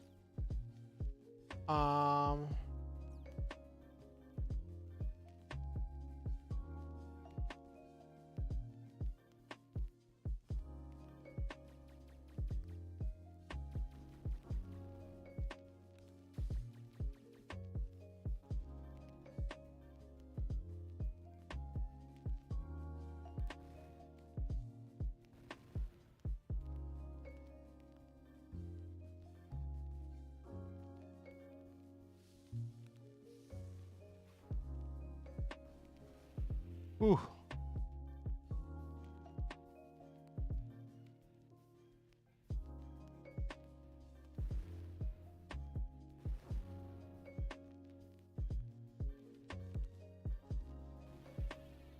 Okay.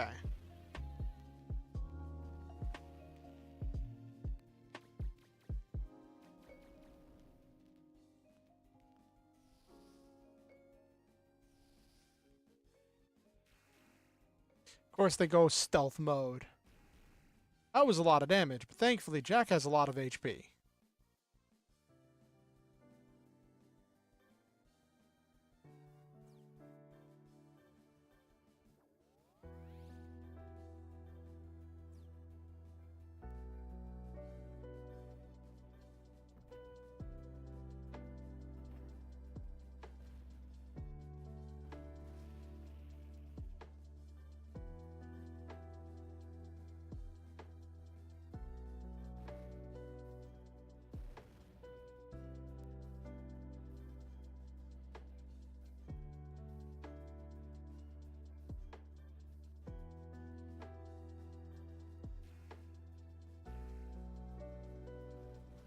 Okay.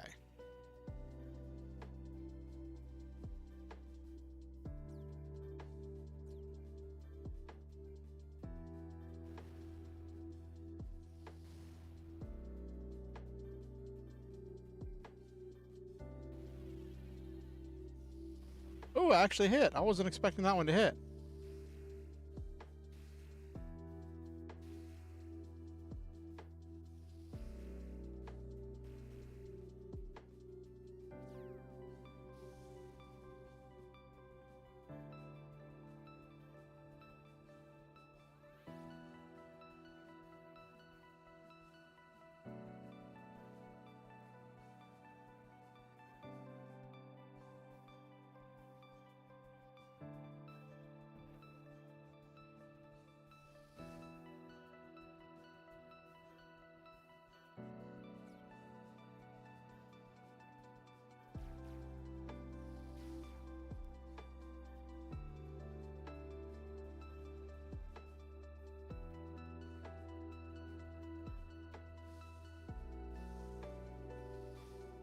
Of course, it dodges.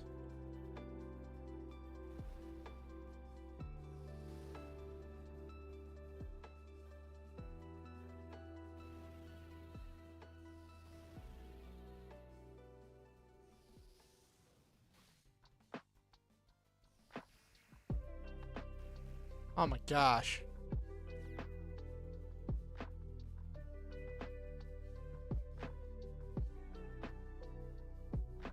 Okay, they have a lot. Oh, they earn 4 every turn. So their attacks use 1 and then they spend. Oh.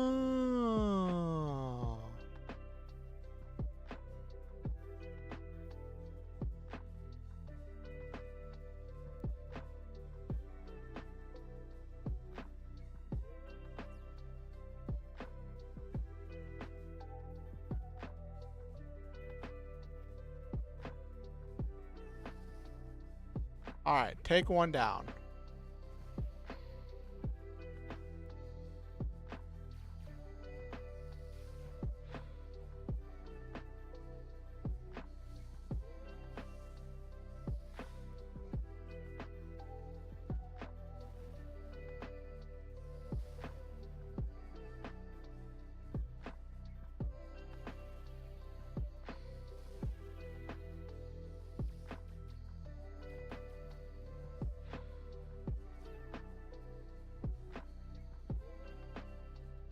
All right, so they lose 1 a turn doing that.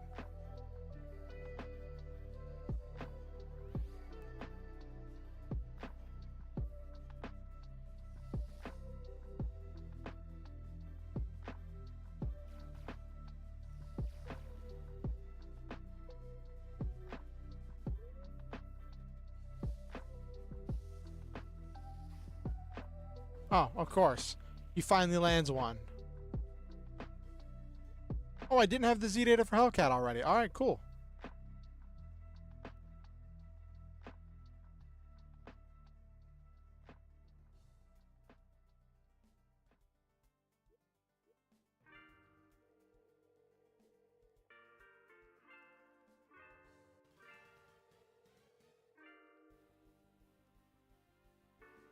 Ah, I want to get the data for the Rev Raptors.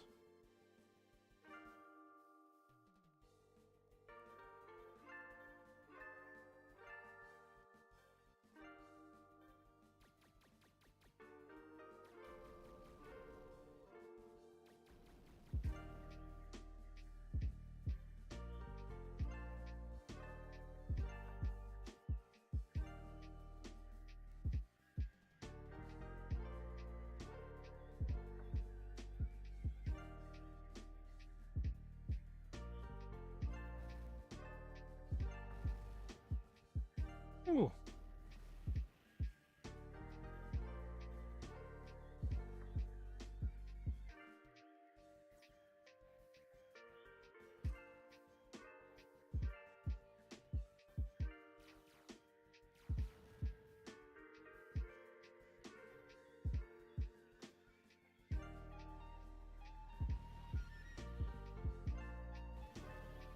All right.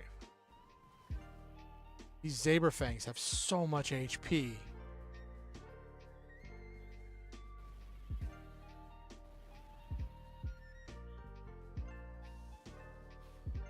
That's a lot of damage. That's not a lot of damage.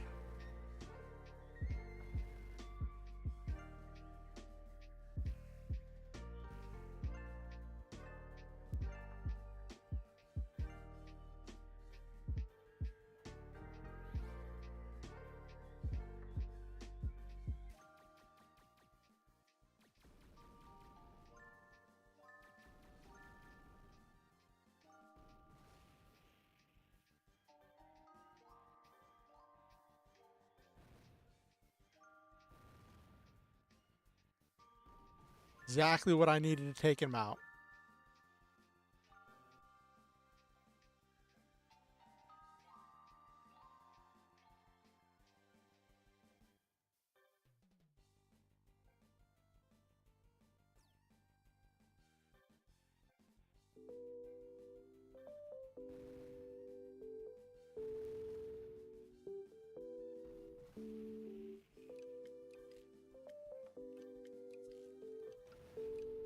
Okay.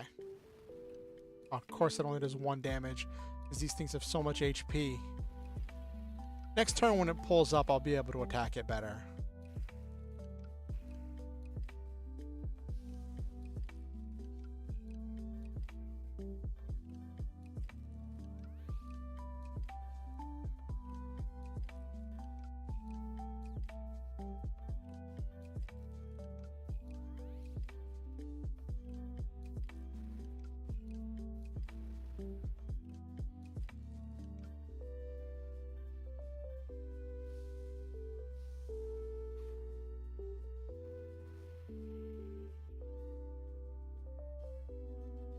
I wanted the Rev Raptor data.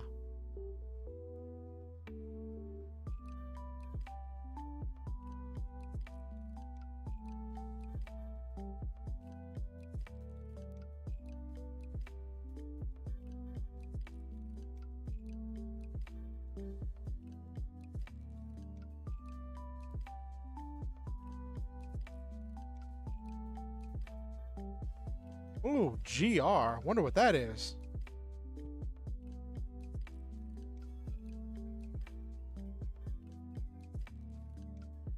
Oh, Gylos Empire. So that's probably what I need for the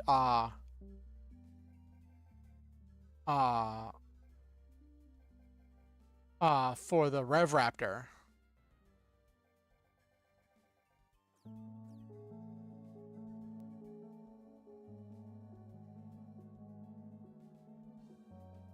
Let's see what the Kongs are. If I can actually get Iron Kongs. Nope, they're just Hammer Rocks. Just Hammer Rocks. I was about to say if I could get an Iron Kong this early, I'm putting somebody. I'm probably putting the putting somebody in an Iron Kong.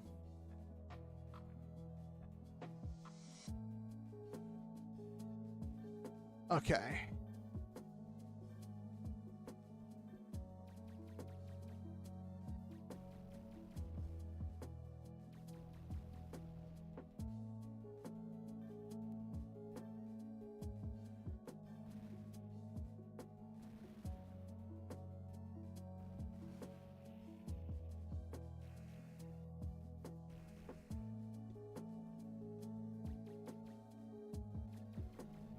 Okay.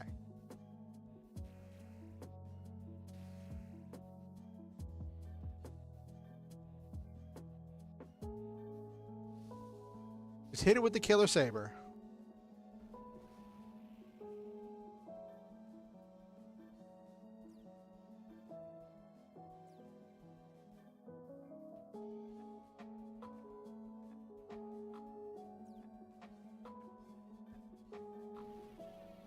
Thing's probably has a lot of defense.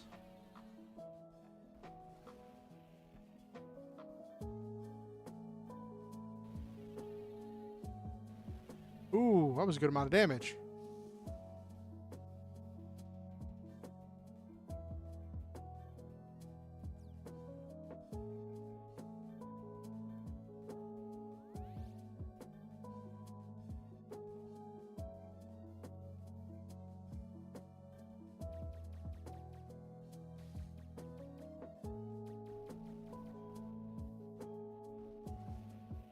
Okay.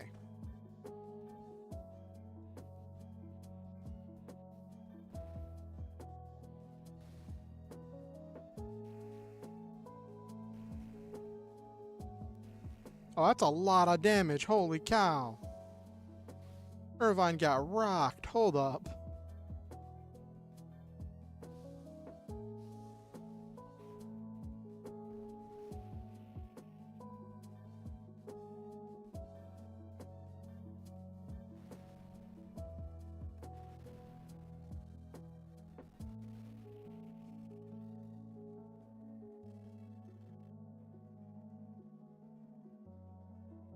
Of course, it's Mulgas. Oh, not the Hellcats. Okay, I gotta take out the Hellcats before they become a problem. First, let's friendship in order to recover.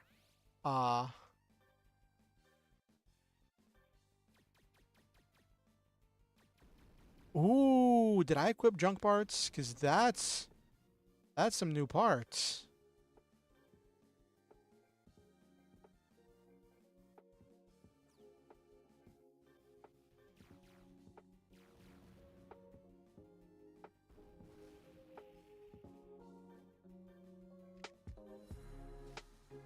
Tear them apart.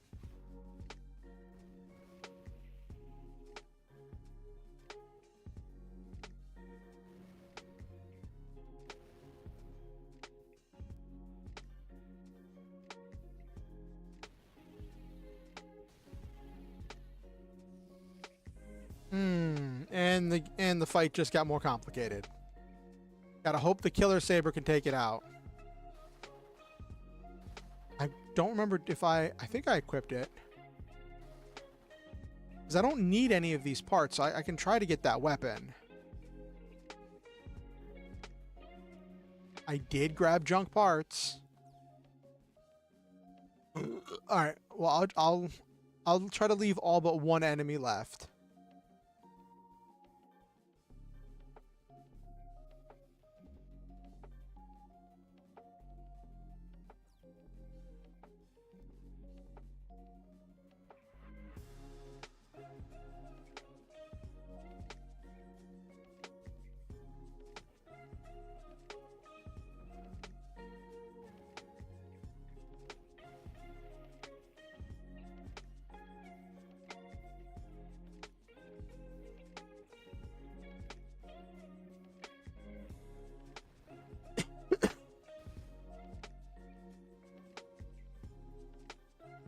%49 chance to hit. Nope.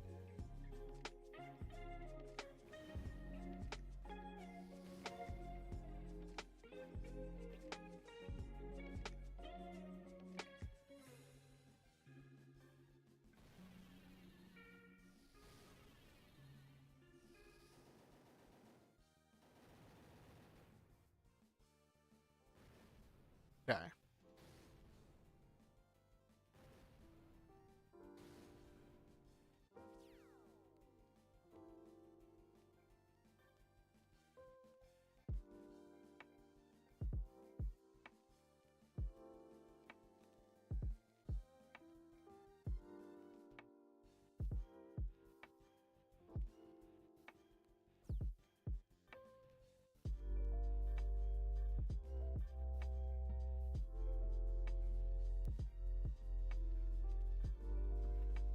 Okay. The Rhinos is just sniping them back there with the... It's essentially being, what's it, Snipe Terra.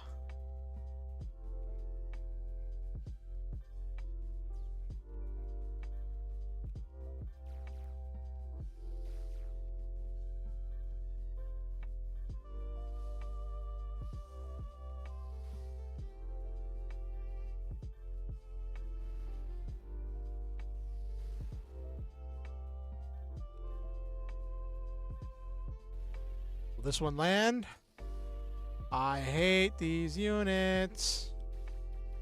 Wait a minute. I just realized I have a Reynos that can cast an accuracy buff.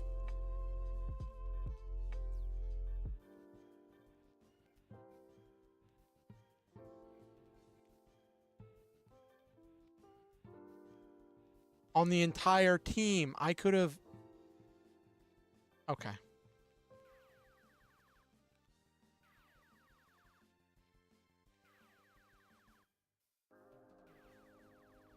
I thought it was just on that one.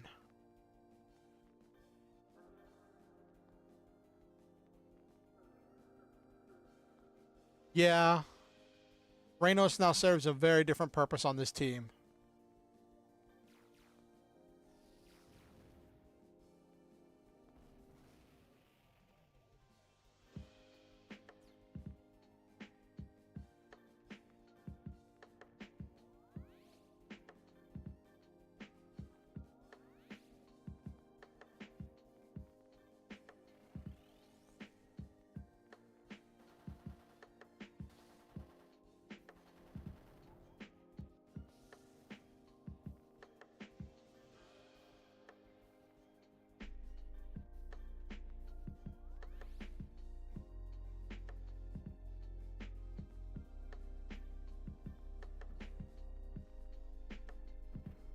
That makes fighting the Hellcats a lot less painful. All three of them were sniped by the Reynos. Hyper machine gun. Ooh, let's see what this one does.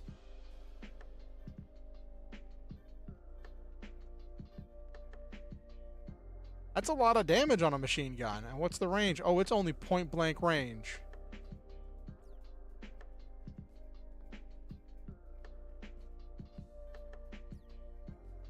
$149.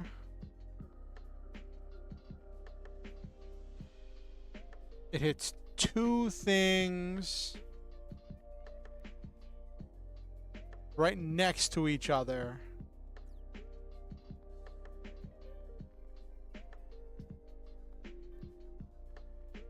Oh, that exceeds the Zoid's weight. What's the weight? And weight's 30, so it adds 10. I have to shorten the weight of something.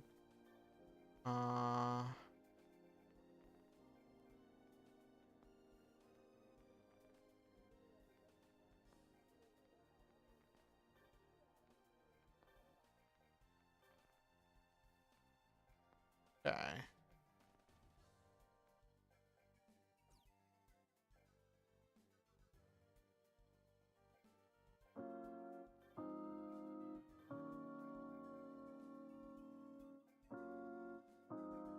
This is 157.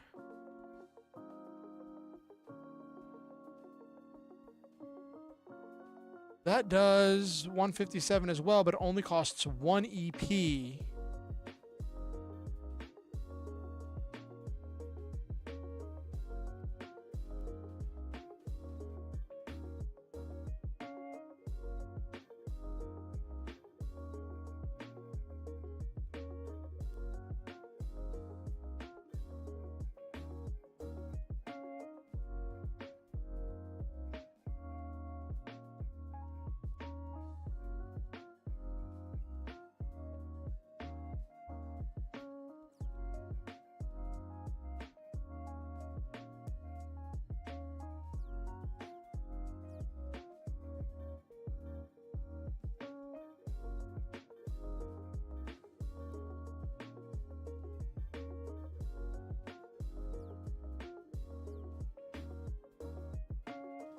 Oh my gosh, more hammer rocks. Oh, there's so much. That's so much HP. Oh well, I will.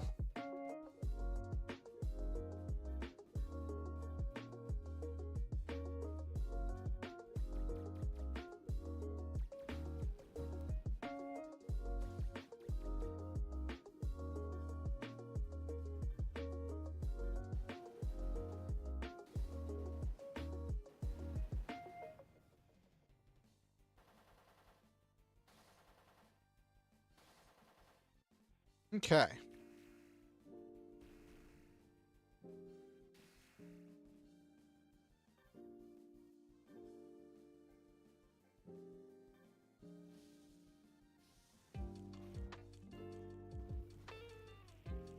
Got a nice ace in the hole.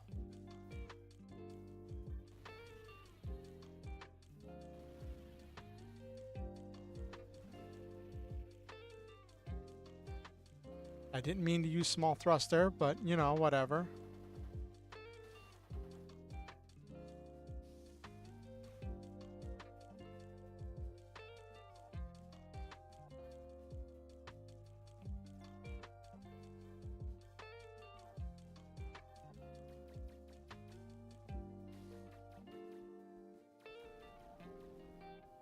I'm glad that these things aren't, it's not as much of a problem dealing damage to these things as it was before.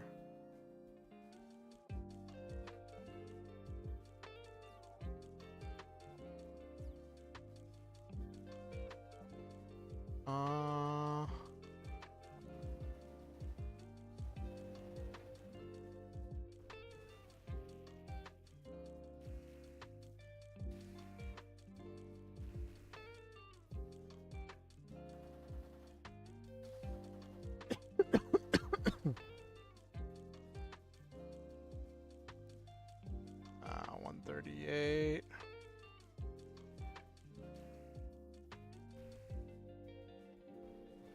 Jeez, large-scale Zoids just do so much more damage.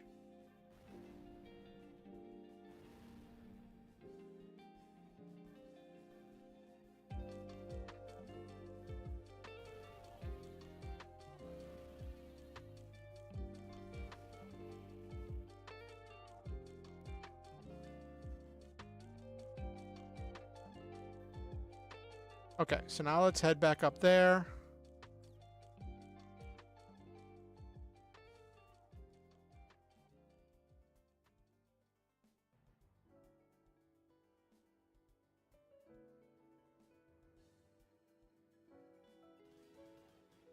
What flying Zoids are we fighting this time?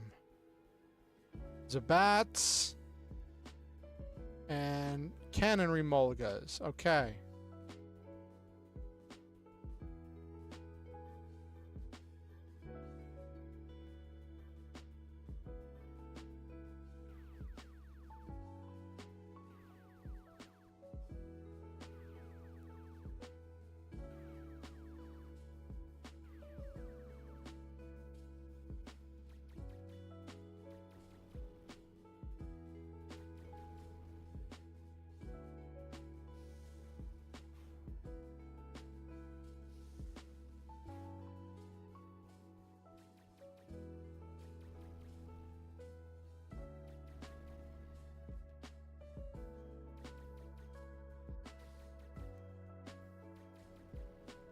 Okay.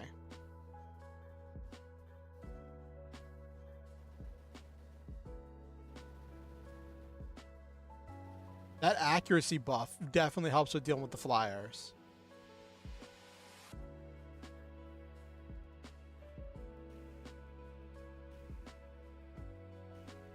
Huh.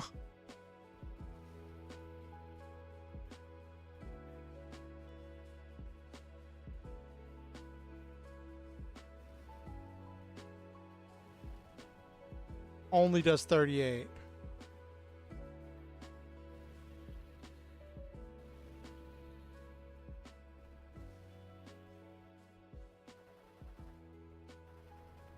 Poking for 1. Chipping damage. I don't know if any of them had any junk parts, but I'm gonna check it.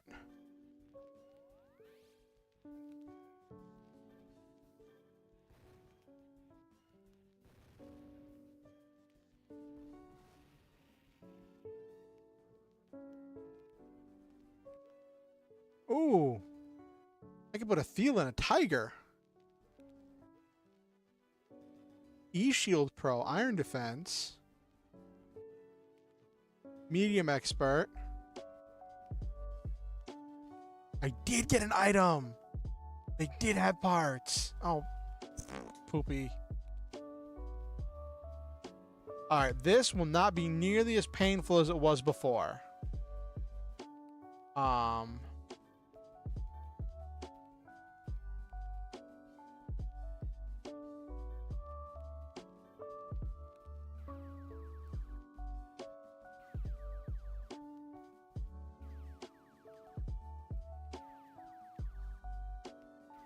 It won't entirely counter their stealth, but it gives me something to do with it.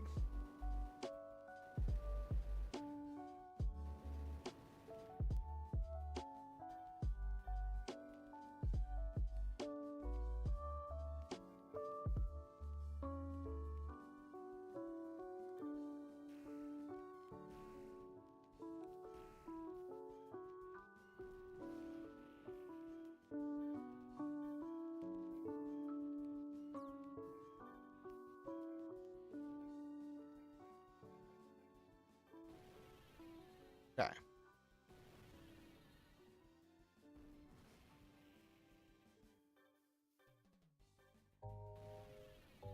All right.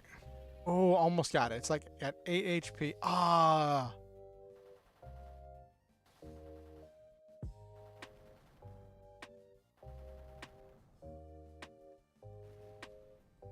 Okay.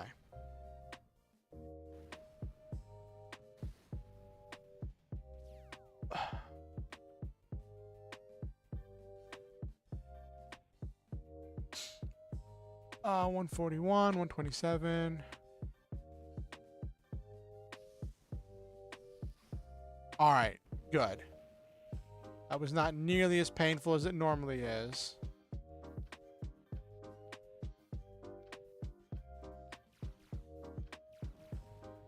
Okay.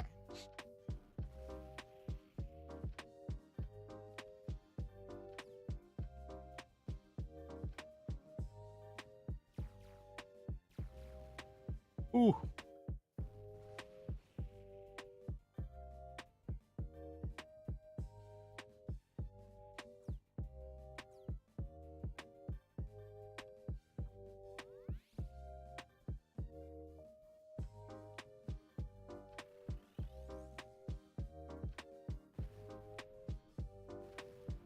Ooh, that was a lot of damage. Off to friendship at the start of the next fight. And junk parts.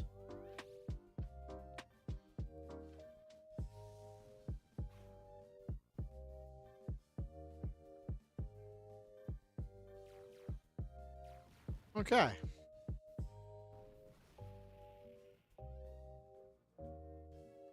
Hyper machine gun. That's the part I already had.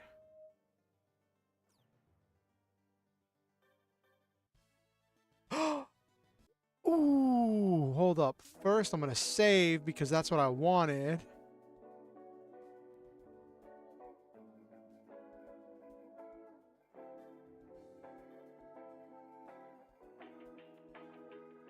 Need a GR, which I have, and a limited organoid system. It's a small, not a whole lot of HP, a lot of agility, decent speed. 90. Counter and its hyper size.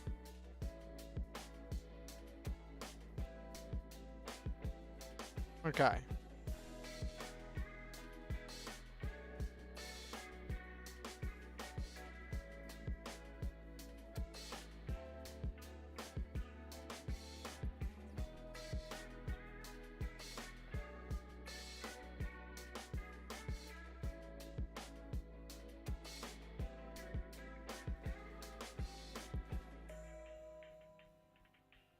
Ooh. Could get some parts from that Rev Raptor. Could get some limited OS parts, which I'll need for some other things. First, I'm going to friendship because Irvine took a big chunk of damage. None of these have really high agility things, so I should be able to just hit them.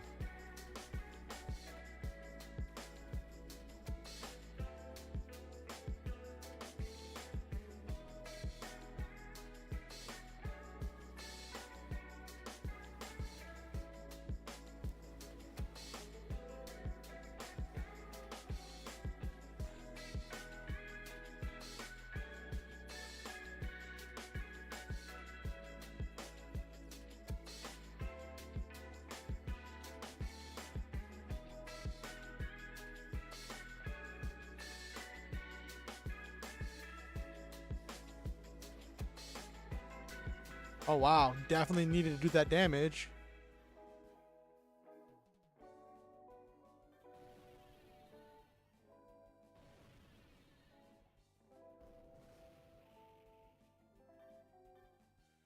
Oh my gosh, I always forget that I'm still on that one.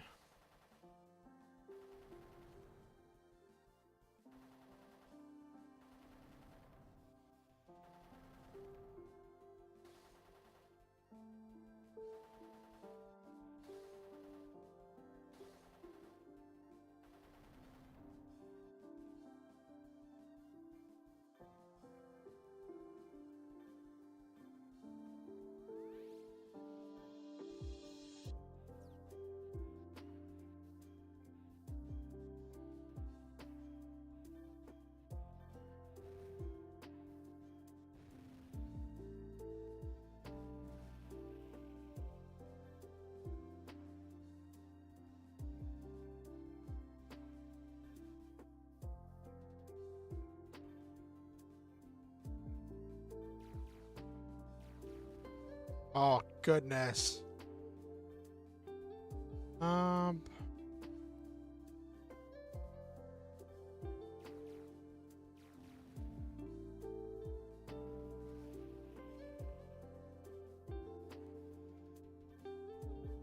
I'm hoping I get the limited organoid system off of the Rev Raptor.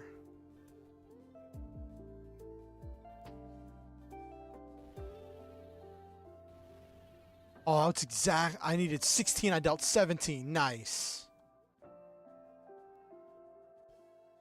Oh, and GR I'll take. Gylos Republic. Gylos. Oh, not Republic. Oh, eh. 4 Hammer Rocks and 2 Double Sorters.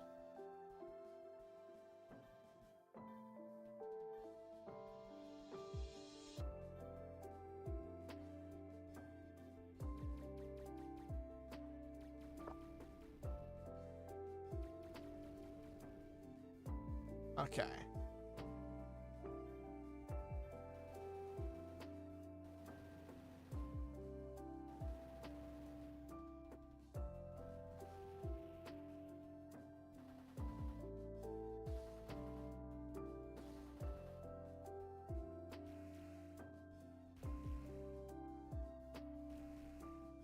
Okay, I'm glad that only dealt 1.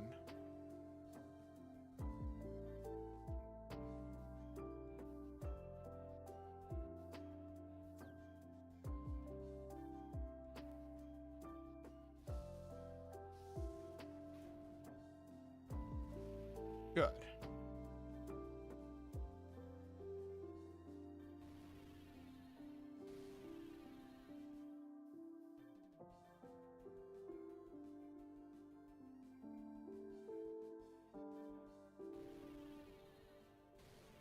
Jeez, this guy's got so much agility.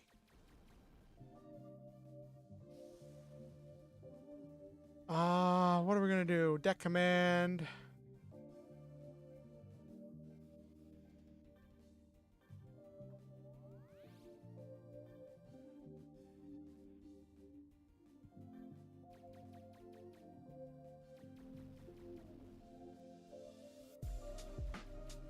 Okay, that takes out that one.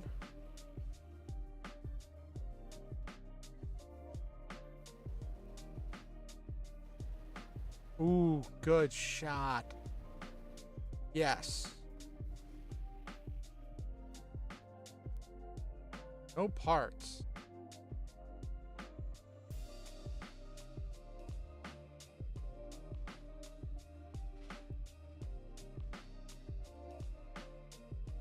Okay, nothing there.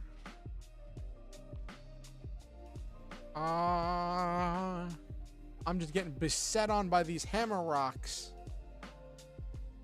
They're saying, build me, build me.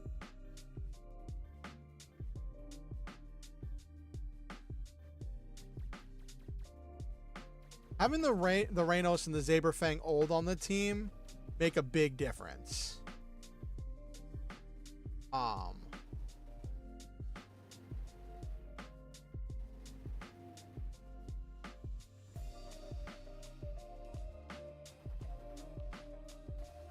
Because the Saberfang Old finally gives me something good for Earth to do with a high damage output attack. It's funny, when I made my my Lancer thing of the Proto Saber, I gave it a core power that lets its killer saber attack rip off enemy parts.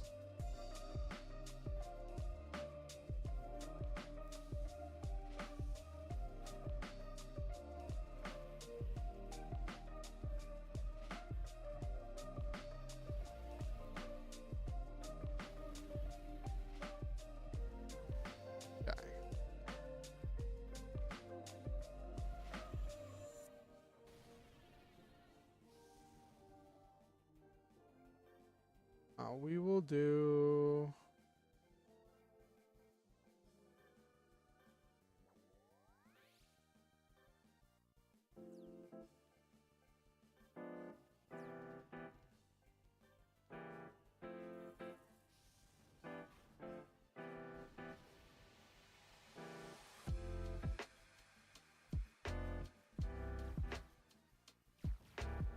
Oh, of course it survives with... Oh, no, I thought I'd missed on it.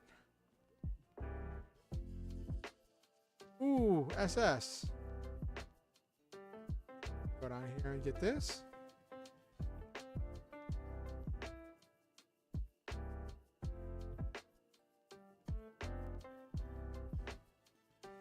Allosaur. I don't know what that is. Ow.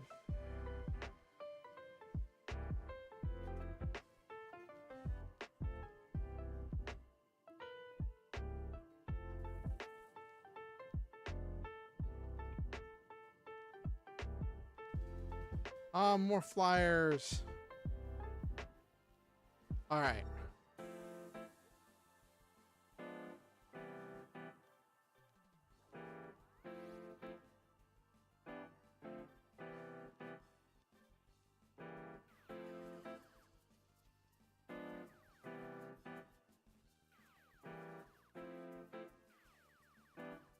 I could be having Moonbay up here, but then Moonbay takes so much damage so quickly that it just doesn't work to have her on the field.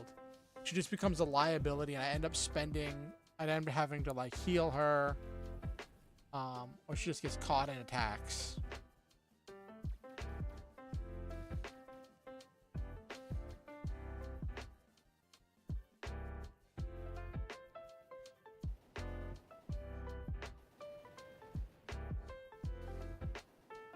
Of course it misses.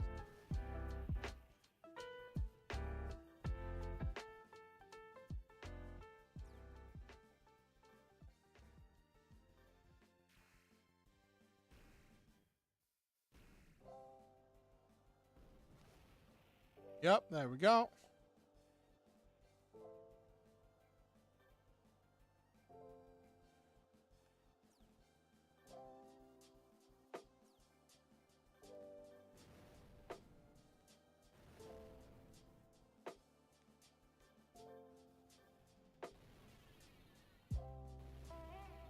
It took the two of them together to take it down. That's funny.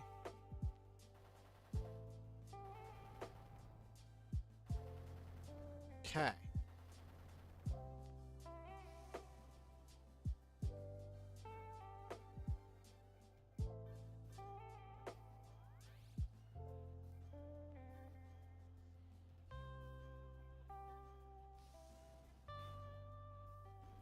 Okay.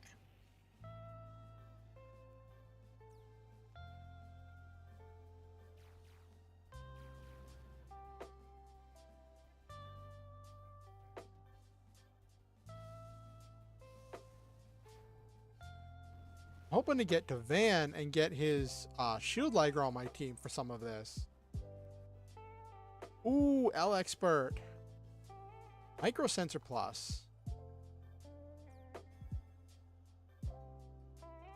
Let's see.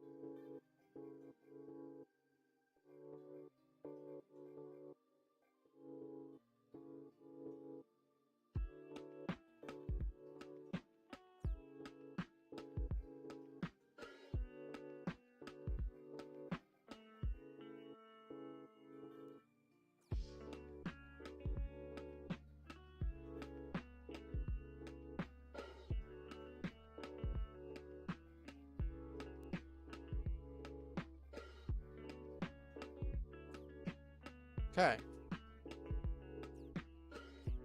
Pilots.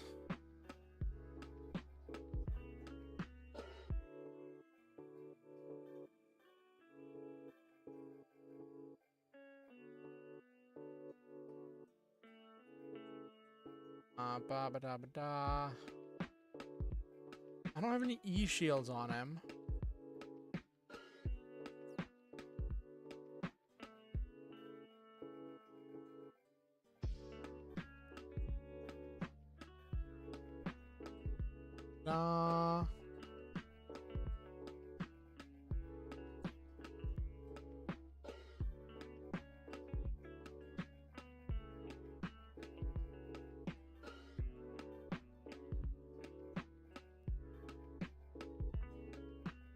Blocks is what he has the most of. An insect. I can make him a Geysack.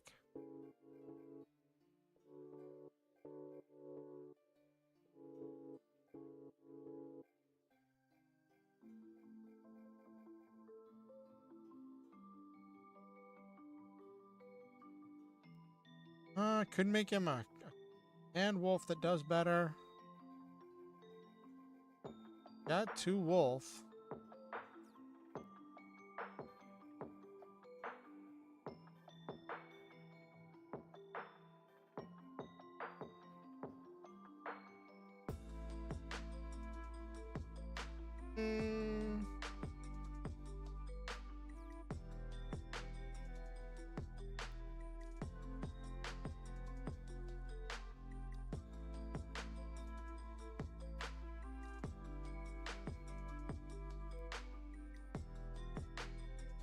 Okay. It's going on 11 o'clock. I want to see if I can at least clear this floor before I move on to the next place. I made money back.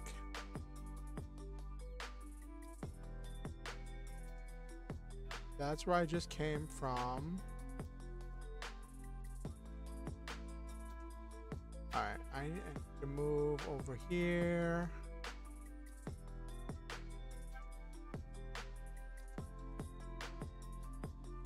Going down there leads down to the next area. What leads up here? Oh, why the hammer rocks? I didn't go all the way up here. Okay.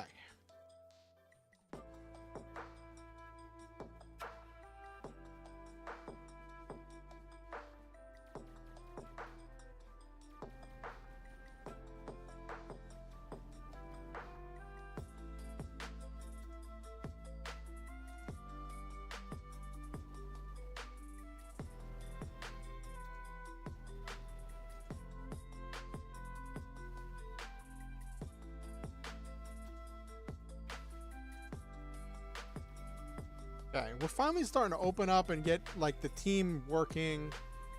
Now that I got a large scale Zoid. Ooh, that was a lot of damage.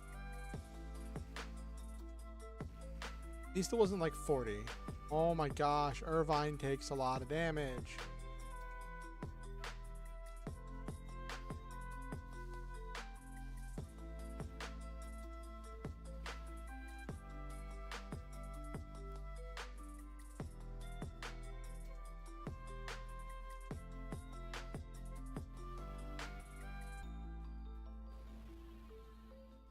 That one was unnecessary, but it was just funny.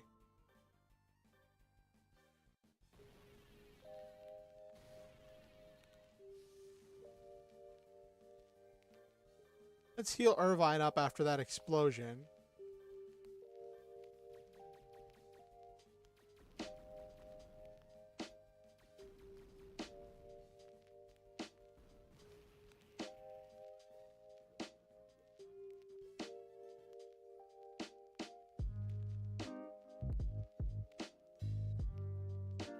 Ooh, what's this one?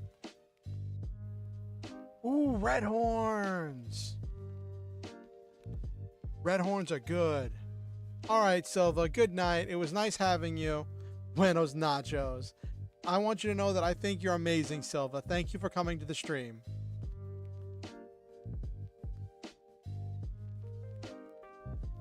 All right.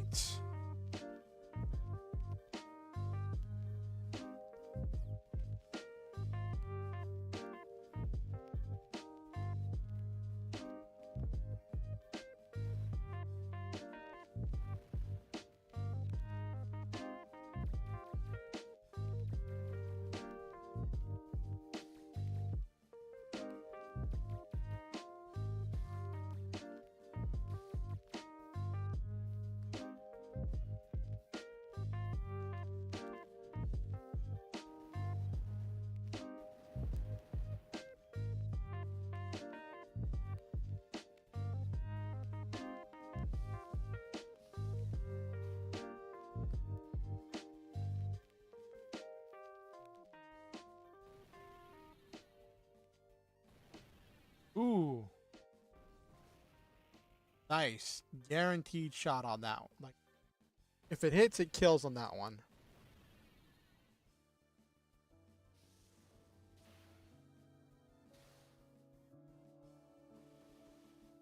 Ooh, it has built-in missile pods. Ah.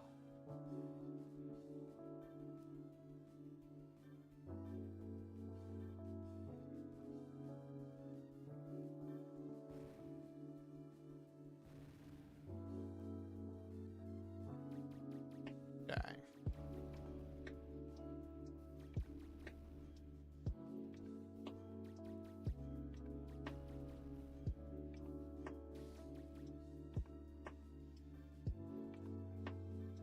Well, I know that the machine gun... Oh, nope. This does the minimum of 1 damage.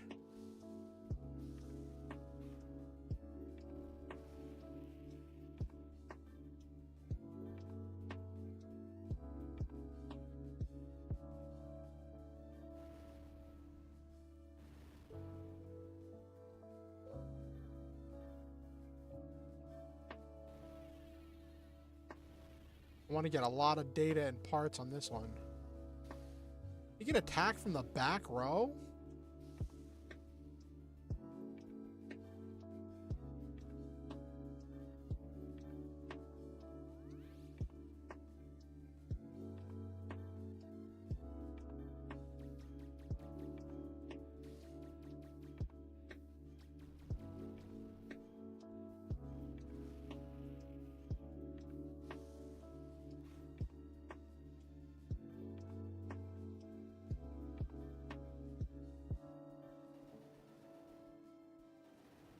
All right.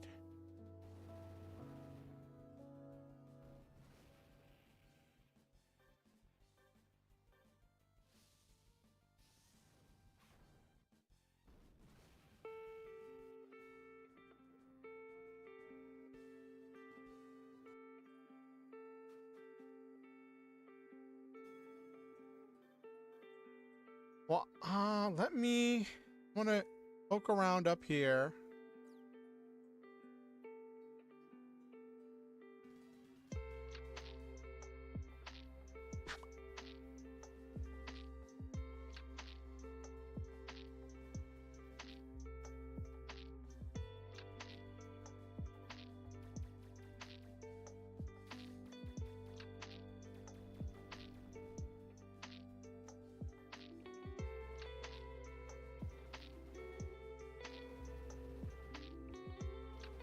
Okay.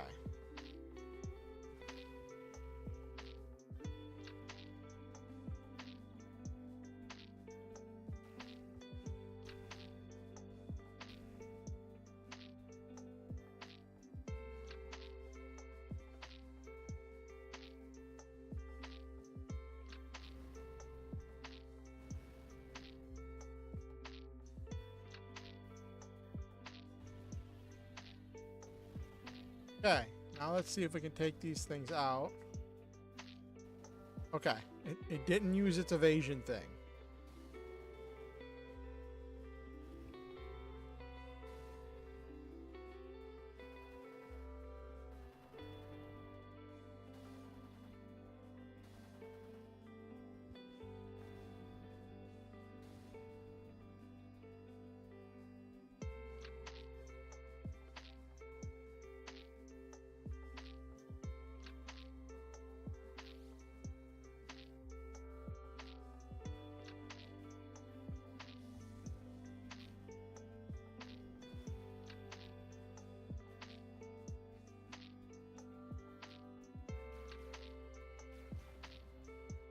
Oh, might not.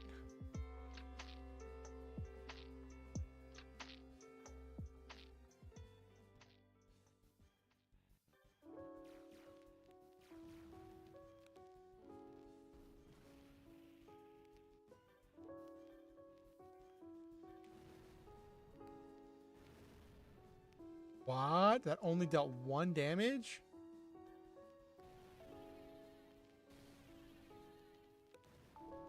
Well, that was a waste. Wasted that attack.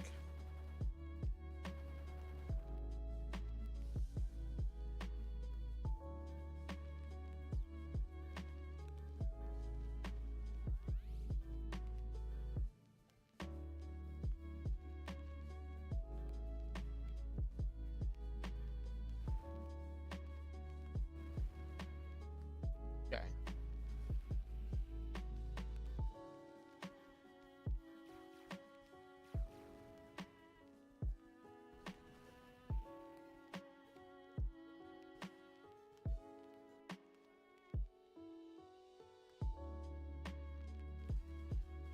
Another 6 Hellcats. Okay, well, for this one,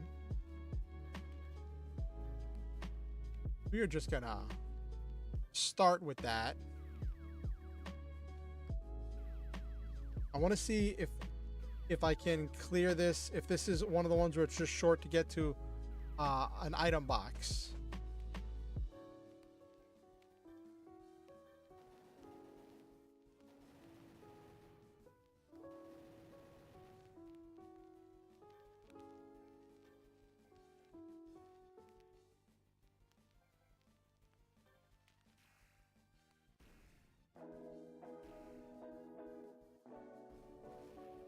Okay.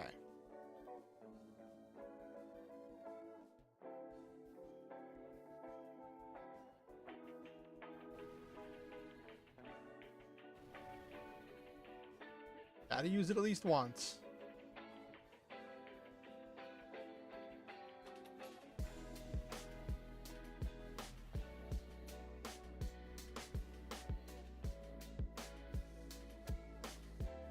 Huh.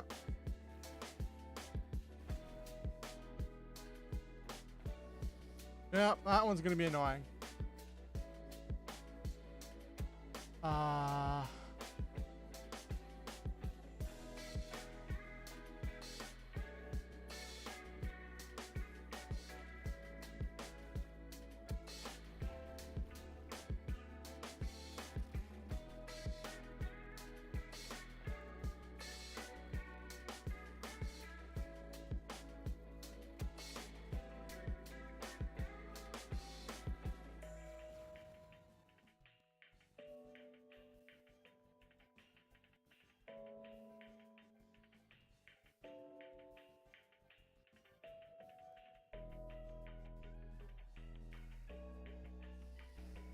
There we go.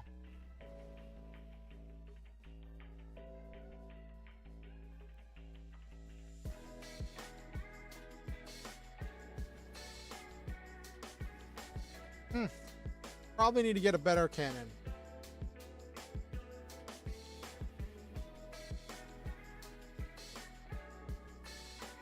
Alright, and now...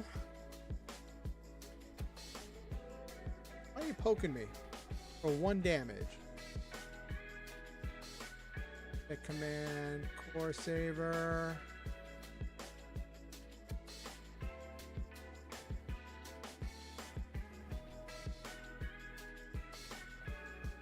Okay.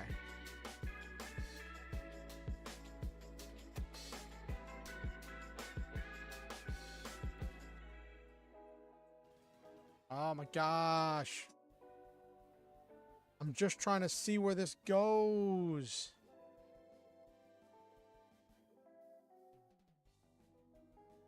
Okay.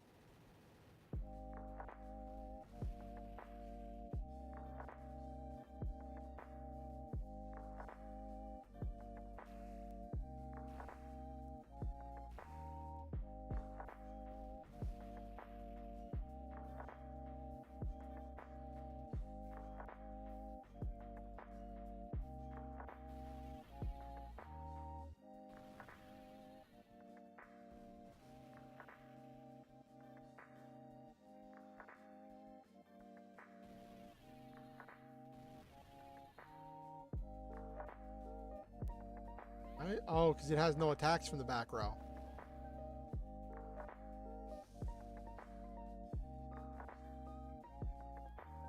Or saver.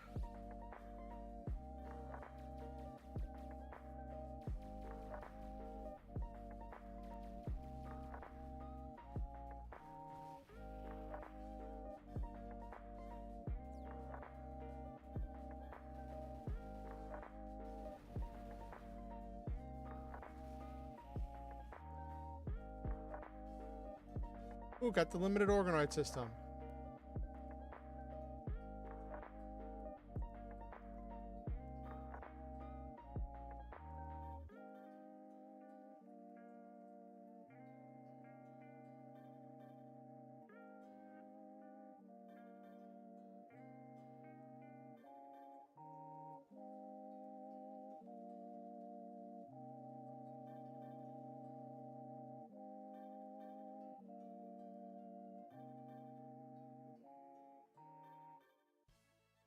Ooh, SP.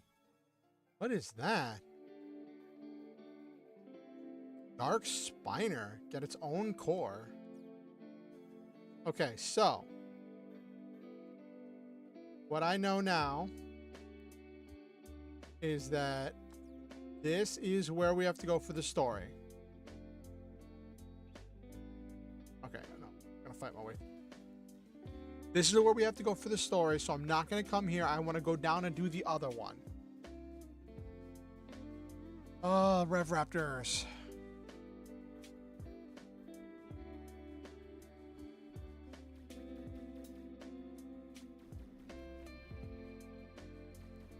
These things do so much damage if they get close.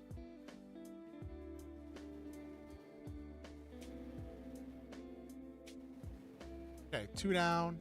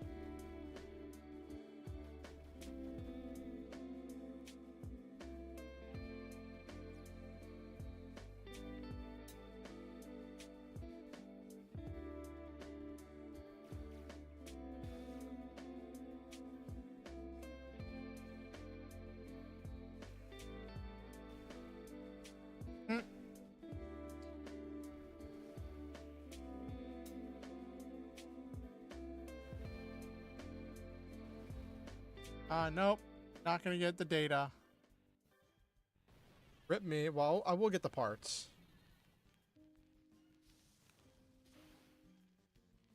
But I kind of want to heal up before I do the next part because, like...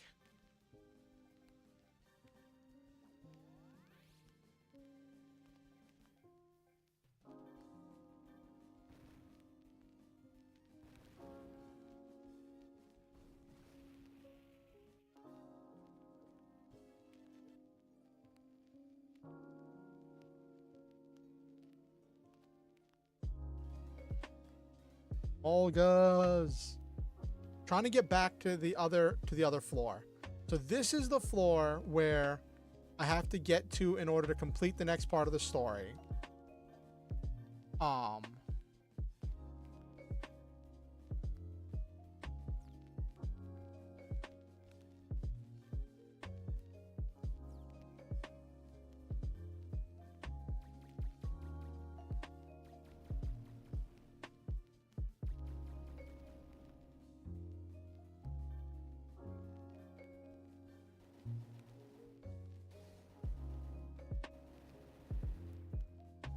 One of them got taken out.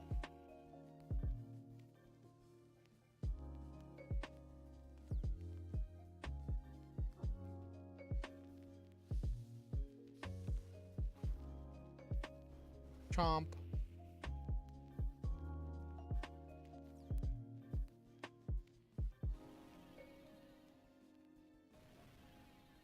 There we go. Now I don't have to worry about the annoying invisibility stuff.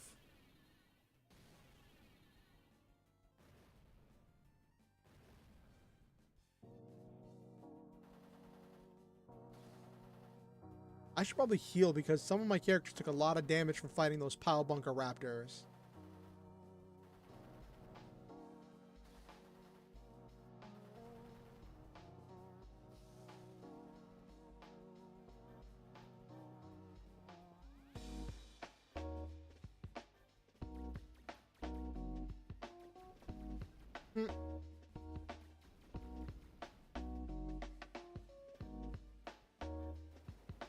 Well, none of them have anything I really want. I already have 2 hyper machine guns, or heavy machine guns.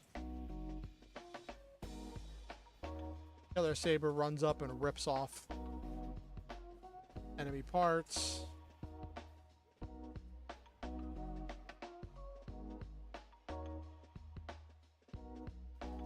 Oh my gosh, not more iguans.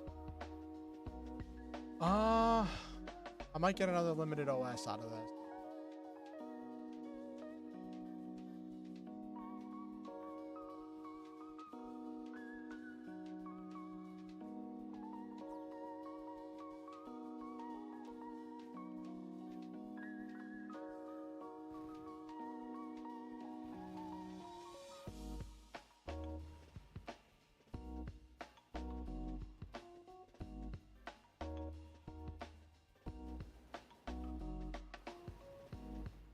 Oh my gosh, leaves it with 10 HP. Okay.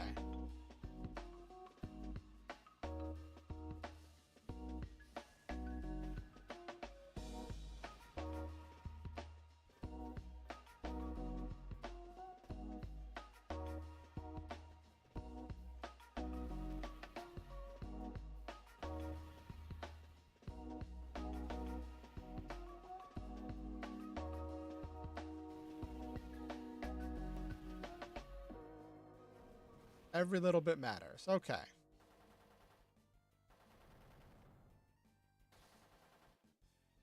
I want to get a Koenig Wolf or Cohen. I don't know how it's actually supposed to be pronounced. But let's do.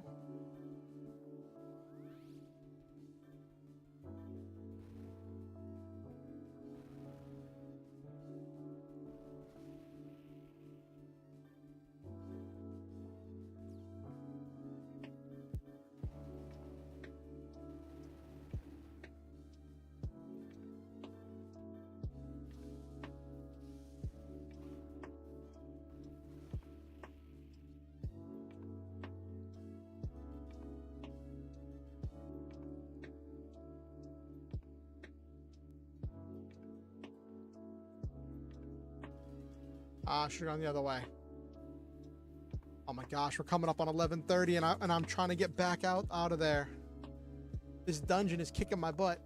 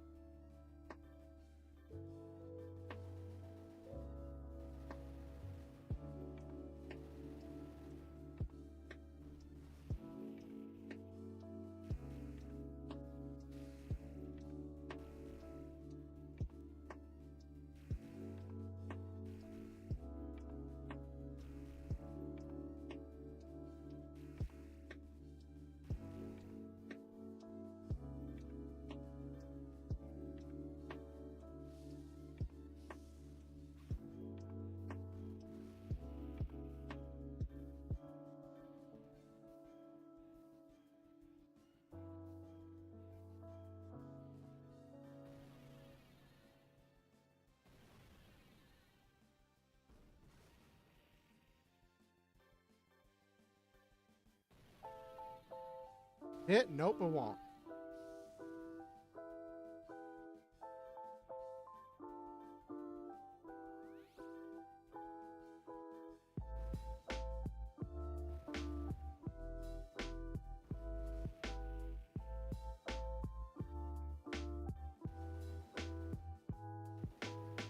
Ooh.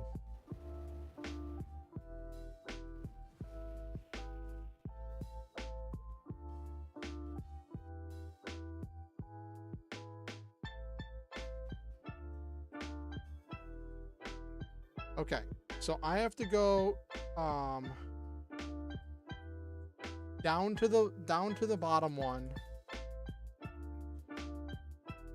and I have to go down to the bottom one and explore down there before I head up top, because going up there is going to be the thing that takes me to the next part of the story, and I want to explore everything before I head up there. With that said, let's head over to Just Chatting. Oh, that was brutal. A lot of battles. Getting the Zaberfang old made a lot of it a lot easier, and the Reynos helped a lot, giving me a lot more options. The game is opening up more as I get more things. I still have to figure out what in the flying whatchamacallit I'm gonna have Athel piloting.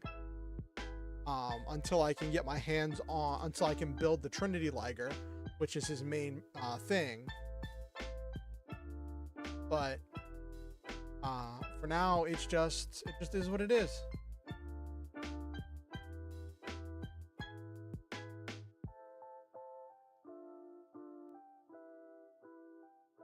Let's see.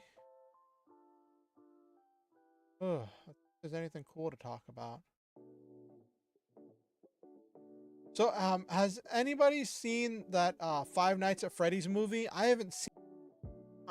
I'm kind of a fan of like the lore, but I've never played any of the Five Nights at Freddy's games. But I heard that the movie was like a total bomb.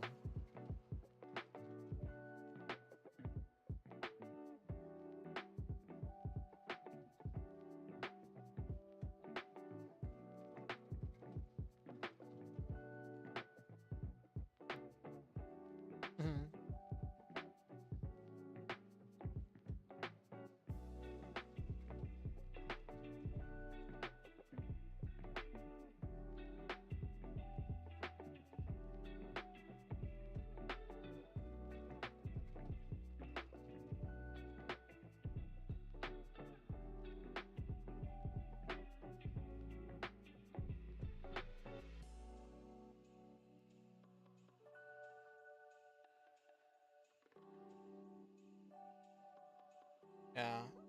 There's been a lot of stuff happening around the world that's just been really, really crazy.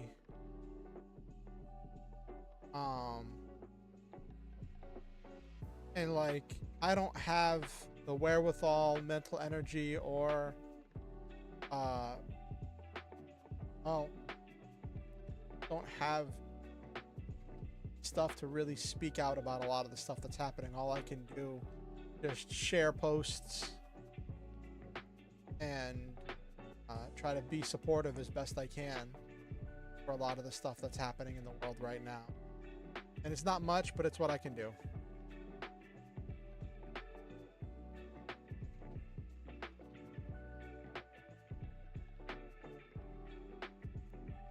That was fun. I could definitely play some more of the Zoids game. I probably should use the evacuation unit to head back to the town and then run back here, run back to the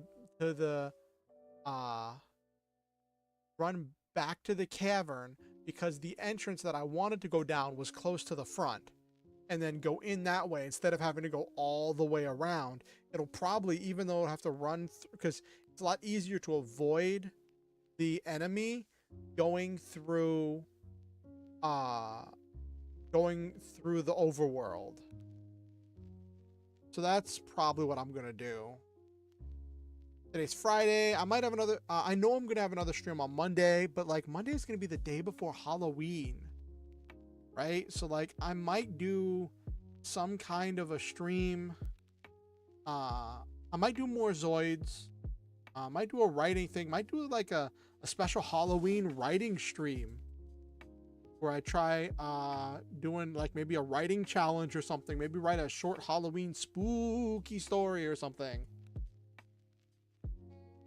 Maybe I'll maybe I'll dig up that old pastime of writing Zoids fan fiction. Make a Zoids Halloween story about a haunted hangar fighting a ghostly team. I don't know. Might do something special for Halloween. Don't know. We'll see what happens when we get there.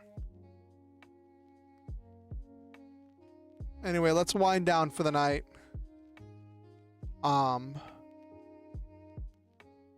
For those of you who don't know, I like to say positive things about my viewers in the outro and the ending. I like to say good things and things that I hope and believe about my viewers in order to speak positivity into their lives, because that's just something that I think we need more of in this world.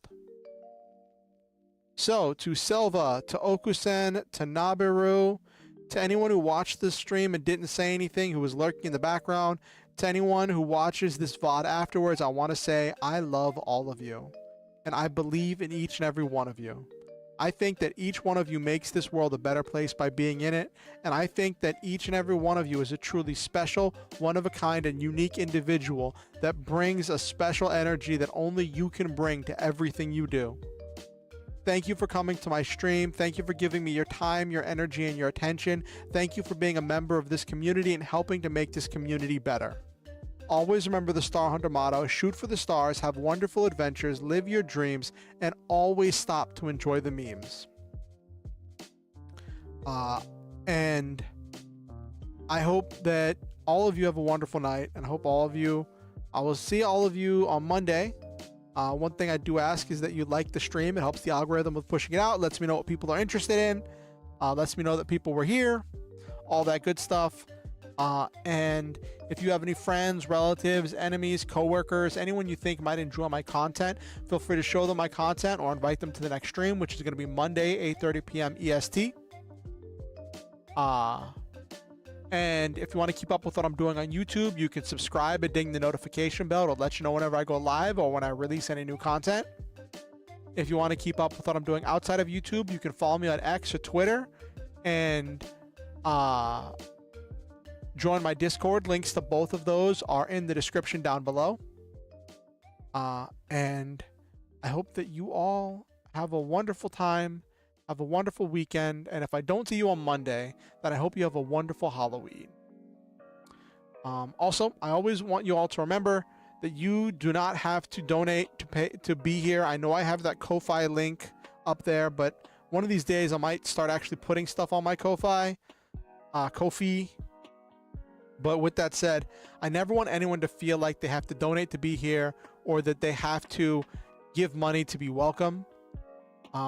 But with that said, I do appreciate everyone who has donated, who has helped make so many things possible for me over the years and help facilitate so many things in my life. I have been helped by so many people, and I'm grateful to each and every one of them. And I'm thankful to all of you. And if you ever do feel motivated to donate to help me with things, and you are financially stable and in a position where you can do that, there's links where you can do that in the description down below. Have yourselves a wonderful night, and I will see all of you on Monday.